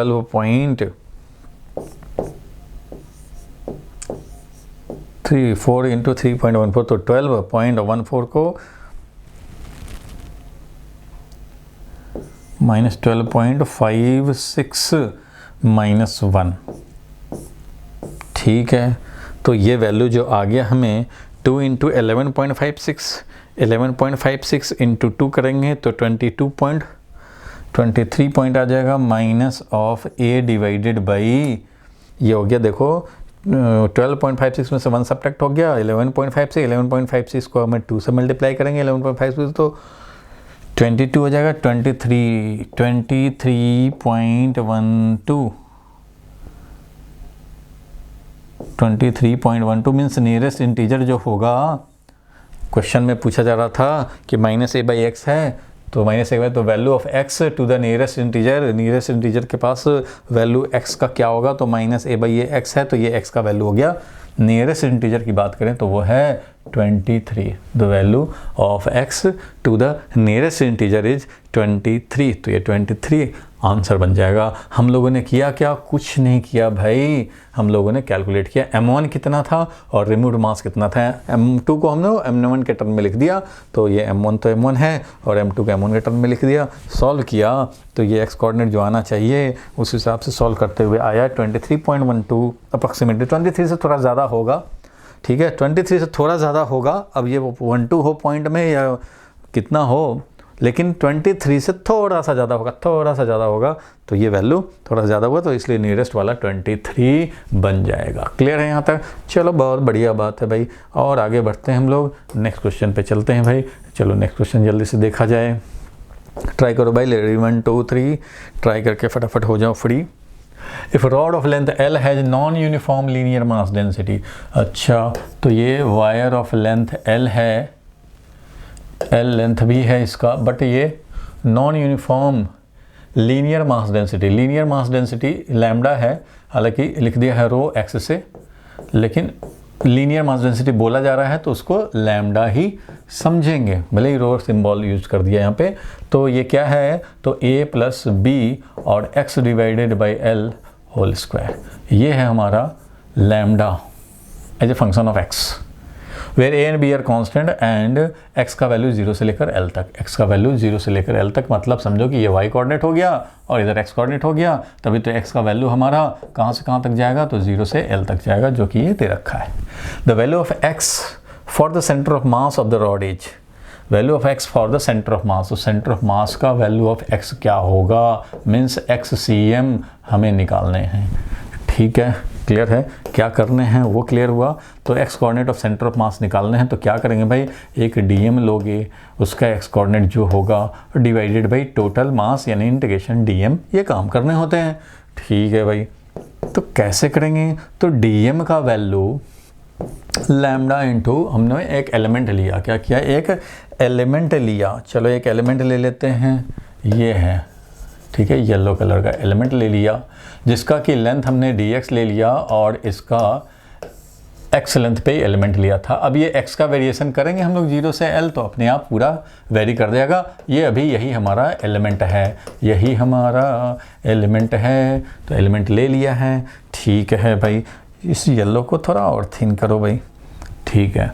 तो dm का वैल्यू लिखूंगा तो लैम्डा जो भी था x लेंथ पे, x पे जो लैम्डा था क्योंकि वेरिएबल है लैम्डा, और इंटू dx करेंगे, ये हमारा मास dm हो जाएगा, इंटू इसका x कोऑर्डिनेट तो x ही है, डिवाइडेड बाई ये टोटल मास तो एक बार में पता है नहीं कितना, उसको भी इंटीग्रेट करके ही निकालने पड़ेंगे। इट मीन्स जो भी लैम्डा है इंटू dx, यही dm है हमारा, डीएम तो होता ही है कितना भाई, तो लैम्डा मास पर unit length multiplied by the length, तो ये डीएम होता है भाई, और इसी को इंटीग्रेट करोगे तो हमें टोटल मास मिलेंगे। ठीक है, तो ये इंटीग्रेट कर रहे हैं और x का लिमिट 0 से लेकर के l तक डालने हैं, बस यही इंटीग्रेट कर देने हैं और कोई परेशानी वाली बात नहीं है। यहाँ पे हम लोग क्या करेंगे भाई, तो लैम्डा है a प्लस बी और x square upon l square, x square upon l square ये हो गया इंटू डी एक्स, बिल्कुल ठीक है। और यहाँ पे हो जाएगा a प्लस, ठीक है, ये लैम्डा हो गया इंटू डी एक्स और ये x भी है, इसलिए यहाँ पे एक और x मल्टीप्लाई करने पड़ेंगे और ये हो गया a plus b upon l square into x square d x. Denominator में आ गया हमारा ओनली इंटीग्रेशन डीएम, लेकिन यहाँ पे इंटीग्रेशन डीएम के साथ x भी लगाएंगे, तो ये वाला x को बिल्कुल छोड़ना नहीं है, नहीं तो सब गड़बड़ हो जाएगा। अब इसको हम लोग आगे इवेलुएट कर देंगे, तो इवेलुएट करने में तो वैसे आप एक्सपर्ट हो, थोड़ा सा मैं एक स्टेप और बढ़ा देता हूँ। चलो कोई बात नहीं, यहाँ देखेंगे हम लोग, ये अगर मैं करूँ तो ये ax का इंटीग्रेशन करने पड़ेंगे, ax dx हो जाएगा न्यूमरेटर में, और प्लस क्या हो जाएगा भाई, तो b x q b upon l square और ये हो जाएगा एक्स क्यू डी एक्स, बिल्कुल हो जाएगा। और 0 to l तो है ही, 0 to l तो है ही, ठीक है। और डिवाइडेड बाई टोटल जो आएगा इधर वो डिनोमिनेटर वाला भी a dx हो जाएगा और plus b by l square x square d x हो जाएगा। और सब में 0 to l लिमिट तो डालने ही हैं, सब में डालने हैं, तो ये वैल्यू ये आ गया। अगर मैं चाहूँ तो यहाँ से इसको इक्वल टू हटा करके यहाँ लिखेंगे तो ज़्यादा अच्छा लगेगा। चलो इक्वल टू ऊपर क्या हो गया, तो ए एक्स है, एक्स स्क्वायर बाई 2 हो जाएगा, मीन्स a बाई 2 और एल स्क्वायर हो जाएगा, ठीक है। प्लस ये b बाई एल स्क्वायर तो बाहर हो जाएगा, बी एल स्क्वायर बाहर हो जाएगा और ये हो जाएगा x to the power 4 divided by 4, यानी l to the power 4 divided by 4, तो b बाई एल स्क्वायर बाहर है और l to the power 4 divided by 4 हो जाएगा, क्लियर है। डिवाइडेड बाई यहाँ हो जाएगा a और ये हो जाएगा l माइनस 0, तो ये l और प्लस ये है b अपॉन एल स्क्वायर और ये है x square means L Q by 3 हो जाएगा, ठीक है।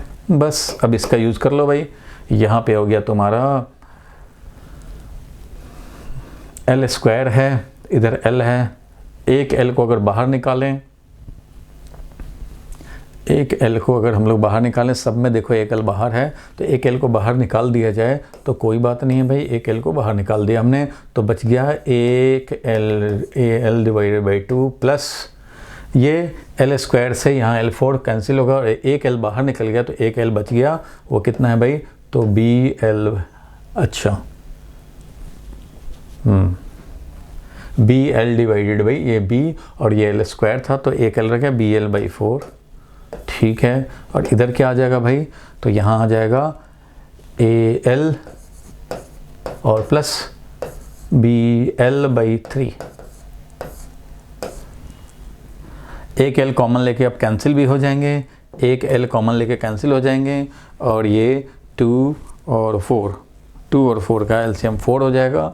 तो हम लोग यहाँ पे चलो एक l रह गया और यहाँ पे एल कॉमन लेकर के इधर भी एल कॉमन लेकर कैंसिल हो जाएगा और ये बच गया न्यूमरेटर में 4 एलसीएम लेंगे तो ये 2a प्लस b रह जाएगा और डिनोमिनेटर में क्या हो जाएगा भाई, तो इधर 3 एलसीएम लोगे तो ये हो जाएगा 3a प्लस b, बिल्कुल हो जाएगा। l तो गायब ही हो गया, l तो गायब ही हो चुका है, इसलिए यहाँ पे फाइनली क्या बच गया हमारा भाई, तो ये 3 ऊपर जाएगा। फाइनली जो आया हमें x कोऑर्डिनेट, वो x coordinate of centre of मास जो आया, जो निकालना था, 3 ऊपर चला जाएगा तो ये हो जाएगा 3/4 और l और यहाँ बच जाएगा 2a plus b divided by 3a plus b, ठीक है। 3/4l 2a plus b divided by 3a plus b, तो ये हो जाएगा करेक्ट ऑप्शन। बस ये कैलकुलेट कर देने थे, चलो एक स्टेप क्या पूरा ही कर दिया सॉल्व मैंने। चलो भाई बहुत बढ़िया, यहाँ से हम लोगों ने इसको सॉल्व करके यहाँ आ गए और x coordinate of centre of मास में मिल गया। इस तरह से इंटीग्रेट करने होते हैं, जो मेन है वही तो मेन पकड़ के रखने हैं भाई, मेन जो है अपना वो पकड़ के रखने हैं और उससे काम हो जाएगा। चलो आगे बढ़ते हैं भाई, नेक्स्ट क्वेश्चन पे चलते हैं। बहुत बढ़िया, ये क्वेश्चन जल्दी से देख लिया जाए। चलो भाई रेडी, 1 2 3 सॉल्व करके हो ही जाओ फ्री। चलो देखो भाई, 4 पार्टिकल्स ए बी एंड सी, ये भी देखो 2009 जेईई मेन का क्वेश्चन है भाई। 4 particles A B C D with mass m a equal to m, m a is equal to m, ये वाला m mass, m b is equal to 2m, m b is equal to 2m, ये 2m mass, m c is equal to 3m, ये 3m mass, and m d is equal to 4m, तो भाई ये 4m mass. ठीक है, are at the corner of A square, they have acceleration of equal magnitude with direction S one, the acceleration of the centre of mass of the particles is, ठीक है, acceleration of the centre of मास, तो acceleration of centre में यहाँ 4 particles हैं, सबके एक्सेलरेशंस दिए हुए हैं, डायरेक्शन है, बट सबका वैल्यू क्या है, वो सेम है, equal magnitude, have equal magnitude with direction S on, तो m1 a1 plus m2 a2 and so on, यही होना है, divided by total mass of the system करने हैं। ठीक है भाई, तो इसको अब हम लोग इवेलुएट करते हैं। Acceleration of a centre of mass will be equal to m1, चलो ये m1 जो है m मास का, वो किधर जा रहा है भाई, तो नेगेटिव डायरेक्शन में जा रहा है, तो अगर इसको हम लोगों ने x एक्सिस एक ले लेते हैं और एक y एक्सिस ले लेते हैं। चलो भाई, इधर हमने x एक्सिस ले लिया, दिया ही है, और इधर y एक्सिस है। ठीक है भाई, तो m1 का एक्सेलरेशन जो है वो लेफ्टवर्ड है, इसका मतलब m1 m है और इसका एक्सेलरेशन माइनस ai कैप हो जाएगा, माइनस x एक्सिस के अपोजिट में है, a वैल्यू का है, तो माइनस a कैप हो गया, माइनस ai कैप, और प्लस m2 जो कि 2m मास का है, उसका एक्सेलरेशन अपवर्ड है, मतलब ये हो जाएगा a और ये j कैप में हो जाएगा, प्लस 3m वाले का एक्सेलरेशन की तरह राइट वर्ड है और उसका एक्सेलरेशन a है और ये i कैप में है, और प्लस 4m वाले का है, तो 4m वाले का एक्सेलरेशन डाउनवर्ड है और ये एक्सेलरेशन a है, a माइनस j कैप में है, ये क्या है, तो माइनस a j कैप ऐसा लिख दें तो ज़्यादा बेटर होगा, minus of a j cap, ऐसा है। इसका एक्सेलरेशन डिवाइडेड बाई क्या करना है, तो m plus 2m plus 3m plus 4m means ये हो गया टोटल 10m, ये आ गया पूरा वैल्यू। चलो नेक्स्ट स्टेप में acceleration of centre of mass minus m a i cap, I cap वाले को एक साथ करो, ये वाला आई कैप वाला ही है, minus m a i cap और 3m a i cap means 2m a i cap, 2m a i cap, 2m a j cap और minus 4m a j cap, 2m a j cap और minus 4m a j cap, तो इसका मतलब minus 2m a j cap divided by 10m। बहुत बढ़िया भाई, बहुत बढ़िया। तो acceleration of centre of mass क्या आ जाएगा भाई, तो इसको अब सॉल्व करके आप लिख देंगे क्या भाई, mm तो कैंसिल ही हो गया, 2ai cap, 2ai cap minus 2a J cap divided by 10। ठीक है, यानी कि हो गया ये a by 5 I cap minus a by 5 J cap, तो a बाई 5 कॉमन ले सकते हैं, यहाँ भी a बाई 5 कॉमन लिया हुआ है, तो a बाई 5 बाहर निकाल दिया और I cap minus of J cap, I cap minus of J cap, ये हो जाएगा आंसर। क्लियर है भाई, क्लियर है भाई, बिल्कुल क्लियर है, सबको क्लियर है, कोई परेशानी वाली बात नहीं है। चलो आगे बढ़ते हैं हम लोग, ये जल्दी से देख लिया जाए। नेक्स्ट क्वेश्चन फटाफट देख लो भाई, इसको भी ट्राई मार लो। रेडी 1 2 3 सॉल्व करके हो गए भैया, हाँ भाई हो गए। चलो, a uniform rectangular sheet A B C D of mass m has length and width a and b। चलो भाई ये a और b, तो इधर वाला हो गया ये a, इधर वाला हो गया ये b। बहुत बढ़िया भाई। चलो as shown in the figure, if the shaded portion HBGO is cut off, HBGO is cut off. अच्छा, इस शेडेड पोर्शन को हमने कट आउट कर दिया प्लेट में से। The coordinate of the centre of mass of the remaining portion will be, remaining portion का हमें चाहिए। इट मीन्स इसको जब कट मार दिया तो बचा क्या भाई, तो समझो कि ये वाला पोर्शन ही बच गया। अब तो यही पोर्शन है, यही हमारा शेडेड पोर्शन है और इसी का हमें मास, अब रिमेनिंग पोर्शन का सेंटर ऑफ मास चाहिए, मीन्स इसका x coordinate and y coordinate दिखाने हैं। ठीक है भाई, तो निकाल लिया जाए। इसको देखो दो तरह से निकाल सकते हो, दो तरह से निकाल सकते हैं हम लोग। चलो मेथड 1 देखते हैं। मेथड वन क्या है भाई, तो कैविटी वाला हम लोग कॉन्सेप्ट अप्लाई कर सकते हैं। मतलब इस पूरे को हम लोग ये टोटल प्लेट समझें और प्लस ये निगेटिव मास वाला जो यहाँ है वो वाला समझे। मतलब ये अगर पोर्शन का m मास, इसका भी m मास, इसका भी m मास, इसका भी m मास समझें। टोटल 4m मास का था, टोटल क्या था 4m मास का था, जिसमें से एक m रिमूव कर दिया। समझो ये कि ये वाला m, ये वाला m, ये वाला m, this is residual solid जो है हमारा, residual solid is equal to entire solid plus ये निगेटिव मास वाला। ठीक है, ऐसे करके हम लोग निकालना चाहें तो X coordinate of centre of मास निकाल सकते हैं। कैसे भाई, तो टोटल मास m, ये m1 है, ये m2 है, तो 4m इंटू 4m वाले का सेंटर यही है, ओरिजिन पे है। इट मीन्स ये है तुम्हारा एक्स एक्सिस और ये वाई एक्सिस, तो इसी के हिसाब से तुम्हें करने पड़ेंगे। तो ये जो टोटल मास रखा है 4m वाला, उसका x कोऑर्डिनेट हुआ a/2 और y कोऑर्डिनेट हुआ b/2। तो यहाँ पे क्या लिखेंगे, तो 4m मास वाले का लिखेंगे 4m मास इंटू इसका x कोऑर्डिनेट है a/2, तो a/2 रखेंगे। ठीक है भाई, और माइनस m वाला जो मास है वो कितना है, तो a/2 और प्लस ये वाला जो डिस्टेंस है वो तो a/4 है, तो यहाँ लिखेंगे a/2 प्लस a/4। बिल्कुल ठीक है भाई, डिवाइडेड बाई क्या, तो 4m पूरे वाले का और माइनस m कैविटी वाले का, ये तो दो मास है m1 और m2। चलो बहुत बढ़िया, तो X coordinate of centre of मास हमें मिल गया कितना भाई, तो 4ma/2 मीन्स 2ma माइनस ये क्या हो गया 3a/4, तो 3a/4 तो माइनस 3/4ma डिवाइडेड बाई ये कितना, तो 3m है भाई, 4m माइनस m 3m है। अब इसका हम लोग काम करें भाई, तो m से m तो कैंसिल हो जाएगा और x कोऑर्डिनेट का वैल्यू हमें मिल जाएगा, x coordinate of centre of mass का वैल्यू मिल जाएगा, mm कैंसिल हो जाएगा। तो mm कैंसिल कर सकते हैं हम लोग, 3mm में से 3/4 2mm में से 3/4 ऐसे सब्ट्रैक्ट कर लें तो ये क्या आ जाएगा भाई, तो 4 एलसीएम ले लेंगे तो ये 8 और 8 में से 3 चला गया, ये 5, तो 5ma/4 है और डिवाइडेड बाई 3m है। ऐसे भी कर सकते हैं, mm कैंसिल हो जाएगा और ये हो जाएगा 5/12a।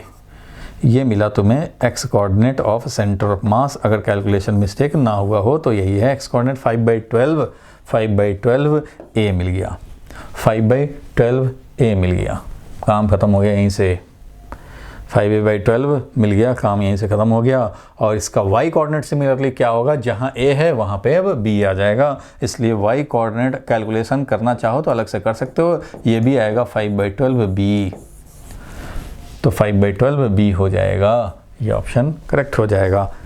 जितना x कोऑर्डिनेट आ रहा है जिस तरह से, उसी तरह से y कोऑर्डिनेट भी निकाल सकते हैं। m1 y1 यानी पूरे मास का y कोऑर्डिनेट ये वाला ले लेना b पे, पूरे y कोऑर्डिनेट यानी कि 4m का ले लेंगे b/2 पे, और ये जो कैविटी वाला है वो माइनस m है वो कहाँ रखेंगे, तो b/2 प्लस b/4, यही b/2 प्लस b/4, और वैल्यू एक ही जगह b आ जाएगा और कुछ नहीं।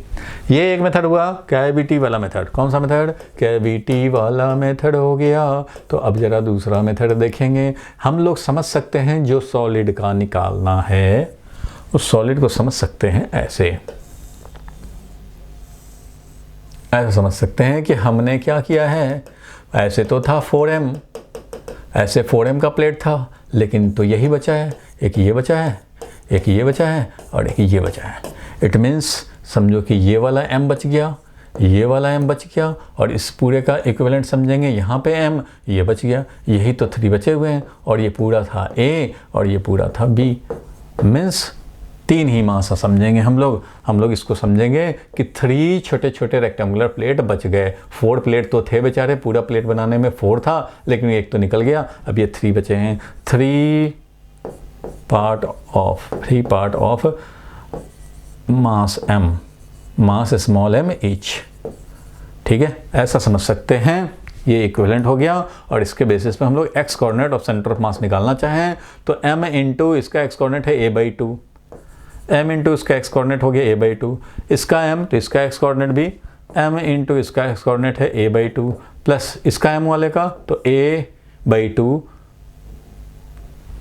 a/2 नहीं है ना, ये a/4 है, पूरा a था, इसमें से ये a/2 है और ये वाला है कितना, तो a/4, तो m into a/4, m into a/4 और इसका कितना हो जाएगा, तो ये a/2 और प्लस a/4, ये वाला है पूरा a/2 और ये वाला यहाँ से यहाँ तक वो a/4, तो ये हो जाएगा m into a/2 plus a/4 means 3a/4, 3a/4 और ये m प्लस m और ये प्लस m, ऐसे कर लेंगे काम हो जाएगा। तो x coordinate of centre of मास निकल आएगा कितना, ma/4, ma/4 मीन्स ma/2 और 3ma/4, तो ma/2 और 3ma/4, 4 ले लेंगे एलसीएम, 4 ले लिया एलसीएम और ये हो जाएगा हमारा, ऐसे भी 4 तीनों में दिख रहा है, चलो भाई 4 ले लिया, तो ma 2ma और 3ma मीन्स 5ma, तो 5ma/4 और डिवाइडेड बाई ये हो गया कितना भाई, तो ये हो गया 3m, तो ये क्या मिल गया हमें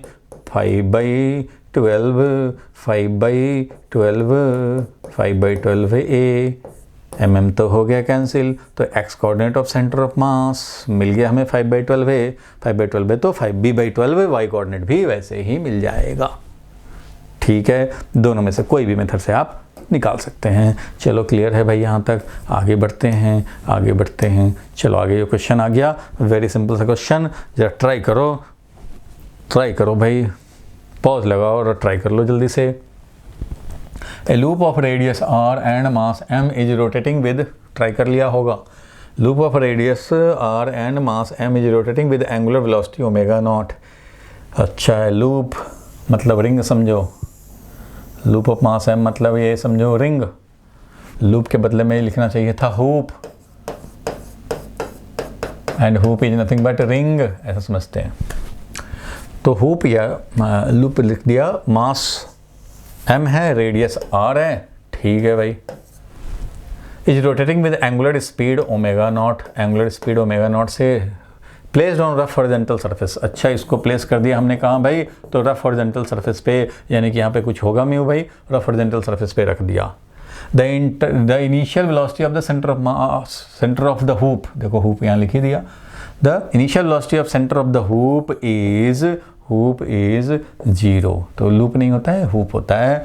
तो the initial velocity of centre of mass means centre of mass का जो वेलोसिटी था, ये एंगुलर वेलोसिटी तो था इसका ओमेगा, ठीक है, या ω0, लेकिन इसका लीनियर स्पीड vcm जो है, ये vcm वो 0 था। Initial velocity of centre of mass is 0 लिखा है, इनिशियल वेलोसिटी मतलब रोटेट कर रहा है हवा में, समझो कि एक व्हील है जो हवा में रोटेट कर रहा है, ऐसे एक्सिल को पकड़े उसको धीरे से हमने रख दिया, तो इसका सिर्फ रोटेशनल मोशन था, ट्रांसलेशनल मोशन नहीं था, इसको हमने रख दिया इस पे। What will be the velocity after of the centre of hoop when it ceases to slip, slip करना जब बंद कर दे, तो भाई ऐसा रोटेटिंग व्हील को अगर हम लोग सीधा रखें फ्लोर पे, तो यहाँ पे क्या करेगा, स्किड करेगा, ये स्किड करेगा, स्लिपिंग करेगा। तो कह रहा है कि velocity of centre of mass क्या हो जाएगा जब ये when it ceases to slip करना जब बंद कर दे। तो जैसे इसको रखोगे तुम, रखा तो था यहाँ पे, और जैसे ही यहाँ रखा तो ये तो ऐसे रोटेट कर रहा था, समझो कि ये लोअर वाला पोर्शन तो ऐसे जा रहा था, ये वाला पोर्शन ऐसे जा रहा था, ये वाला पोर्शन ऐसे जा रहा था, ये वाला पोर्शन ऐसे चल रहा था। इस तरह से ये सर्कुलेट करता हुआ हमने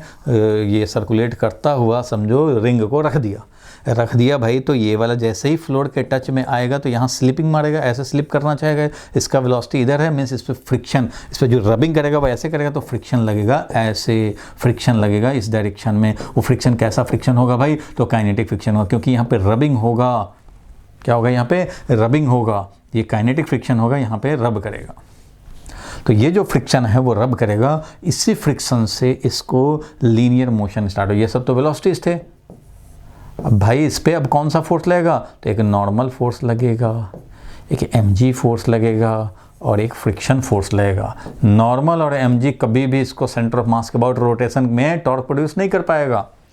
टॉर्क यहाँ पे आएगा सिर्फ फ्रिक्शन का, और वो फ्रिक्शन टॉर्क लगा करके इसको ऐसे रोटेट कराना चाहेगा, जबकि इसका इनिशियल एंगुलर वेलोसिटी ऐसे था, इस पर फ्रिक्शन ऐसे लगा, जिसका टेंडेंसी ये होगा, ये रिटार्ड करेगा, ये क्या करेगा, इसको इस डायरेक्शन में एक्सेलरेट करना चाहेगा, मीन्स इसको रिटार्ड करेगा, और रिटार्ड करके ये धीरे धीरे स्पीड, इसका एंगुलर स्पीड कम होने लगेगा, क्योंकि इस पर जो फ्रिक्शन लगेगा वो इसको, अगर रेस्ट में होता तो ऐसे रोटेट करना चाहता है, तो इसका टेंडेंसी इस वाले रोटेशनल टेंडेंसी से अपोजिट में है, it means it will retard, ये रिटार्ड करेगा तो धीरे धीरे ओमेगा कम होगा, means friction will cause angular retardation, एंगुलरली तो ये रिटार्ड करेगा, क्योंकि ओमेगा जो है उससे अपोजिट में है अल्फ़ा प्रोड्यूस्ड, यानी कि ये अल्फ़ा कौन सा, तो ये है torque by friction divided by moment of inertia, ये जो अल्फ़ा है ना, ये हमारा अपोजिट में है किसके, एंगुलर स्पीड के।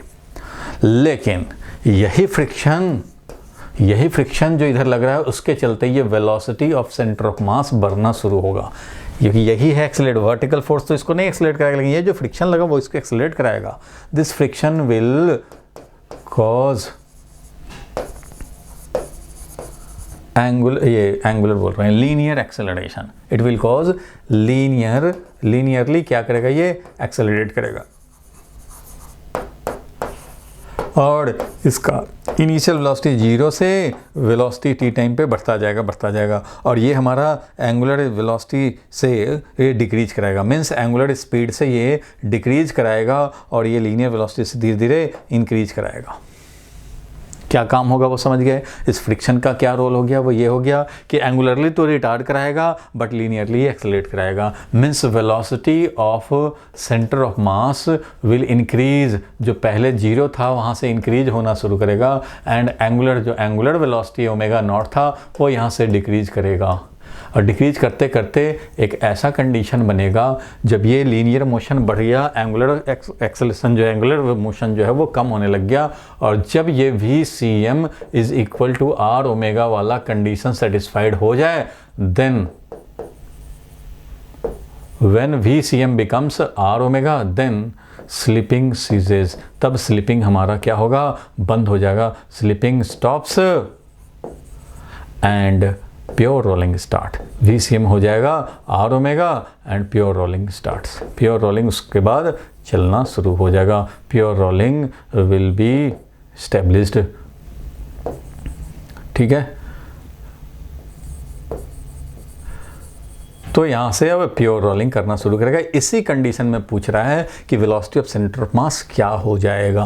क्या पूछ रहा है भाई, what will be the velocity of centre of mass of the hoop when it ceases to slip. अब इस कंडीशन में सेंटर ऑफ मास का वेलोसिटी क्या हो जाएगा ये पूछा जा रहा है। ठीक है भाई, तो velocity of centre of mass क्या हो जाएगा, तो तुम्हें पता है कि वो हो जाएगा R इंटू ओमेगा। लेकिन ये ओमेगा वो वाला ओमेगा नहीं है, पहले वाला ओमेगा नहीं है, ये ओमेगा ये बढ़ते ये डिक्रीज होते होते ये ओमेगा पे आ गया, ये इंक्रीज होते होते VCM पे आ गया, सच दैट कि ये रिलेशन स्टेबलिश्ड हो जाए। क्लियर है यहाँ तक? बहुत बढ़िया।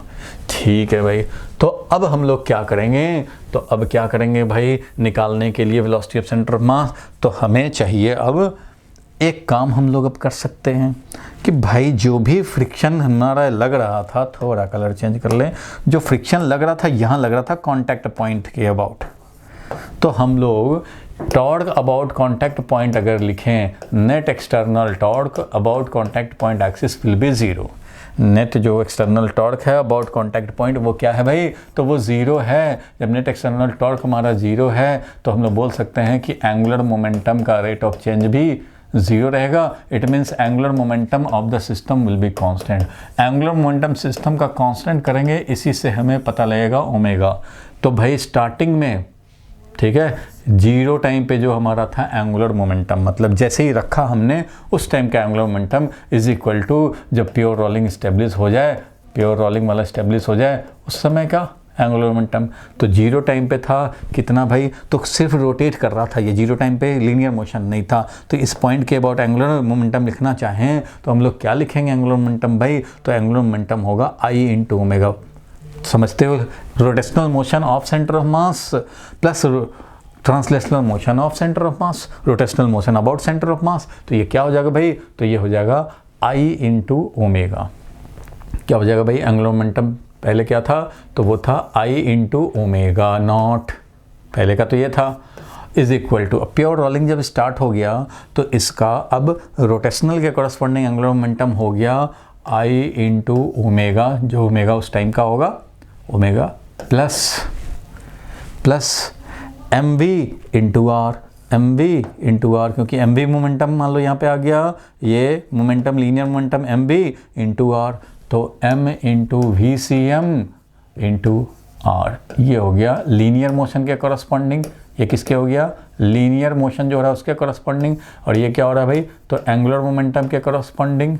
और क्योंकि यहाँ पे रोलिंग हमारा हो चुका है इसलिए v C m will be equal to r omega, ऐसा हम लोग लिख पाएंगे। तो यहाँ से आ जाएगा, देखो मोमेंट ऑफ लूप है भाई, तो मोमेंट ऑफ इनर्शिया तो एम आर स्क्वायर होता है, यानी कि ये हो जाएगा M are square into omega naught, M are square into omega naught is equal to, ये भी M are square into omega plus M into V C M है आर ओमेगा, वी सी एम क्या है, आर ओमेगा, कैपिटल आर छोड़ो, small R ही है, small are radius दिया हुआ है क्वेश्चन में, स्मॉल आर रेडियस दिया हुआ है भाई, तो स्मॉल आर रेडियस वाला ही हम लोग काम करेंगे, छोटा वाला आ जाए इरेजर, तो v C M into small r वाला काम करेंगे। तो एम और वी सी एम को लिखेंगे आर ओमेगा और इंटू आर, ये लिखेंगे भाई, बिल्कुल लिखेंगे। तो यहाँ एम आर स्क्वायर ओमेगा है, ये भी एम आर स्क्वायर ओमेगा, यानी कि 2 एम आर स्क्वायर ओमेगा हो गया, जबकि यहाँ था m are square omega nought, ठीक है। तो यहाँ से हमें क्या मिल जाएगा भाई, ओमेगा का वैल्यू, तो ओमेगा का वैल्यू मिल गया ओमेगा नॉट बाई 2, कुछ नहीं है, ओमेगा नॉट बाई 2 मिल गया, ओमेगा नॉट बाई 2 का वैल्यू मिल चुका है हमारा, ओमेगा नॉट बाई 2, तो इसलिए v C m is equal to r omega, और प्योर रोलिंग के टाइम में जो हो गया है वो आर, हम लोग स्मॉल आर, और ओमेगा का वैल्यू है omega nought by 2, so v C m जो हो जाएगा सेंटर ऑफ मास का वेलोसिटी, यही पूछ रहा था, what will the velocity of centre of the hoop when it ceases to slip, तो जब सीज कर रहा है स्लिपिंग का तो उस समय आर ओमेगा नॉट अपॉन 2 है, आर ओमेगा नॉट अपॉन 2 है, आर ओमेगा नॉट अपॉन 2 है, क्लियर है। Tennis ball treated as a hollow spherical shell, एक टेनिस बॉल है, हॉलो स्फेरिकल सेल है, starting from O rolls down a hill, hill की तरह है ये, at point A the ball becomes airborne, ठीक है, एयर की तरह ये बन गया, and start leaving at an angle of 30 degree, अच्छा यहाँ पे ये समझो प्रोजेक्ट हो गया at an angle of 30 degree, चलो भाई बहुत अच्छे। With the horizontal the ball strike the ground at B point पे स्ट्राइक करता है, what will be the distance A B, distance A B क्या होगा, यानी कि रेंज निकालना है, इसका मतलब क्या करना है, रेंज निकालना है, तो रेंज इज इक्वल टू जो डिस्टेंस ए बी है वो कितना है वो हमें कैलकुलेट करना है, तो कितना हो जाएगा भाई वैल्यू, तो रेंज तो होता है, रेंज होता है U square sine 2 theta, U square sine 2 theta upon G होता है, इसलिए रेंज का वैल्यू हो जाएगा यू स्क्वायर और sine 2 into 30 degree that is 60 degree, that is क्या हो गया 60 degree divided by G, divided by ये जी। अब यू स्क्वायर का वैल्यू तुम्हें चाहिए, तो यू स्क्वायर का वैल्यू सिंपली निकाल सकते हैं, देखो भाई यहाँ से ये यहाँ तक तो आया, लेकिन फिर यहाँ तक means effective loss of height जो है वो ये है, हाइट जो हमारा जो लॉस हुआ है वो ये है मीन्स यहाँ। तो अब देखो यू स्क्वायर कैसे निकालोगे, तो उसके लिए हम लोग पोटेंशियल एनर्जी का लॉस हम लोग लिख सकते हैं कि loss of gravitational potential energy is equal to gain in kinetic energy, kinetic energy का मतलब है ए पे काइनेटिक एनर्जी माइनस, पहले तो जीरो ही था, तो बताओ भाई लॉस ऑफ पोटेंशियल एनर्जी क्या हुआ, तो लॉस ऑफ पोटेंशियल एनर्जी तो हुआ है एम जी एच, ठीक है भाई एम जी एच, एच का वैल्यू ये है 1.8 मीटर। अब काइनेटिक एनर्जी में क्या गेन हुआ भाई, तो काइनेटिक एनर्जी में जो गेन होगा, क्योंकि ये रोल करता हुआ यहाँ पे पहुंचा है भाई, रोलिंग करता हुआ पहुंचा है, रोलिंग करता हुआ पहुंचा है, इसलिए यहाँ पे लिखेंगे काइनेटिक एनर्जी, तो हाफ एम वी सी एम स्क्वायर और plus half into I, I कितना, तो 2/3 एम आर स्क्वायर, क्यों, क्योंकि ये हॉलो स्फेयर है, हॉलो स्फेयर है ना भाई, यहाँ पे दिया है हॉलो स्फेरिकल सेल है, तो 2/3 एम आर स्क्वायर होगा, तो half I omega square, omega का मतलब है वी बाई आर, ओमेगा का मतलब क्या हो गया भाई, तो v C m by r, ये मिलेगा, तो इस तरह से हम लोग निकालेंगे तो ये क्या मिल जाएगा, तो half M V square, V सी एम ही वहाँ का जो वी सी एम है वही तो हमारा यू है, ये जो वी सी एम है वही हमारा यू है, तो हाफ इंटू लिख सकते हैं जी एच, एम मान लो कैंसिल कर दिया, एम सब में से कैंसिल कर दिया, तो हाफ यू स्क्वायर बच गया और ये 2 कैंसिल हो गया, तो ये 1/3 बच गया, और 1/3 2 कैंसिल हो चुके हैं, 1/3 और आर स्क्वायर भी कैंसिल हो चुका है, और ये एम उधर से कैंसिल हो चुका है, और ये यू स्क्वायर रह जाएगा। इस मीन्स ये हो गया हमारा 6 और 3 और 2 5 यू स्क्वायर, ये हो गया। तो you square is equal to 6gh/5। U square का वैल्यू हो गया u square is equal to 6gh/5। U square का वैल्यू हो गया 6gh/5। और तो ये यू स्क्वायर का वैल्यू मिल चुका है। अब हम लोग रेंज का निकालना था भाई वैल्यू, तो रेंज तो हमारा आया था U square sine 60 degree divided by G. तो यू स्क्वायर का वैल्यू हो गया 6gh/5 और साइन 60 डिग्री √3/2 और डिवाइडेड बाई करेंगे जी। और इससे हमें मिल जाएगा जी जी कैंसिल हो जाएगा भाई, जी जी कैंसिल हो गए और बच गया क्या, तो 6/10 इंटू √3 इंटू h है कितना 1.8 मीटर। बस ये काम करने हैं। 6√3 हो गया यहाँ पे, इट मीन्स 3√3/5 इंटू 1.8। यही वैल्यू तुम्हें कैलकुलेट करने पड़ेंगे। ये वैल्यू कैलकुलेट करके जो आ जाएगा उसका आंसर हम लोग टिक कर देंगे। फिर से मैं बता दूं, यहाँ से यहाँ आने पे, क्योंकि ये स्मूथ सरफेस है भाई, ये स्मूथ है, नहीं स्मूथ नहीं है। Spherical shell starting down incline, the ball leaving with the horizontal, the strike the ground at B, what is the value of distance A B. ठीक है, spherical shell of mass and radius about. तो यहाँ पे दिया हुआ है hollow spherical shell starting from O down. ठीक है, स्मूथ सरफेस की बात नहीं बोला है, इसका मतलब ये रोल करता हुआ जा रहा है, यहाँ पे रोल करता हुआ जा रहा है। सो रोलिंग बॉडी यहाँ पे रोलिंग करता हुआ जा रहा है, और रोलिंग करता हुआ जा रहा है तो हम लोग इस तरह से लिखेंगे, loss of gravitational potential energy is kinetic energy. Kinetic energy का वैल्यू ये आया, स्टार्टिंग में काइनेटिक एनर्जी तो 0 था, लेकिन काइनेटिक एनर्जी यहाँ लिखेंगे प्योर ट्रांसलेशनल के लिए प्लस प्योर रोटेशनल के लिए ½ ये वैल्यू निकाला। अब इसका वैल्यू हम लोग कैलकुलेट कर सकते हैं भाई। ये कितना आ गया, तो 0.6 multiplied by 1.73 multiplied by 1.8 value calculate कर लेंगे। तो वैल्यू कितना आ जाएगा, ये हो गया तुम्हारा 0.6। सारा वैल्यू कैलकुलेट कर लो, जो वैल्यू आएगा उस पर ऑप्शन पे टिक लगा देंगे। ठीक है, इस तरह से कॉन्सेप्ट इसमें अप्लाई करना था। यू स्क्वायर का वैल्यू यहाँ निकाला, conservation of mechanical energy, loss of potential energy is gain in kinetic energy, लेकिन रोलिंग करता हुआ बॉडी है इसलिए gain in kinetic energy ½ mv² plus ½ I⍵² लिख करके निकालेंगे। यू का वैल्यू जैसे ही मिल गया, यू का वैल्यू ये नहीं है भाई, यू का वैल्यू हम लोग का क्या है, तो यू का वैल्यू हम लोग अभी कैलकुलेट कर लिए, ये वाला वैल्यू कैलकुलेट कर लिए कि यू स्क्वायर का वैल्यू क्या है, और यू स्क्वायर का वैल्यू आ गया तो रेंज भी कैलकुलेट हो जाएगा। और ये हाइट जो फॉल हुआ है 2 - 0.2 दैट इज 1.8 मीटर। क्लियर है यहाँ तक भाई?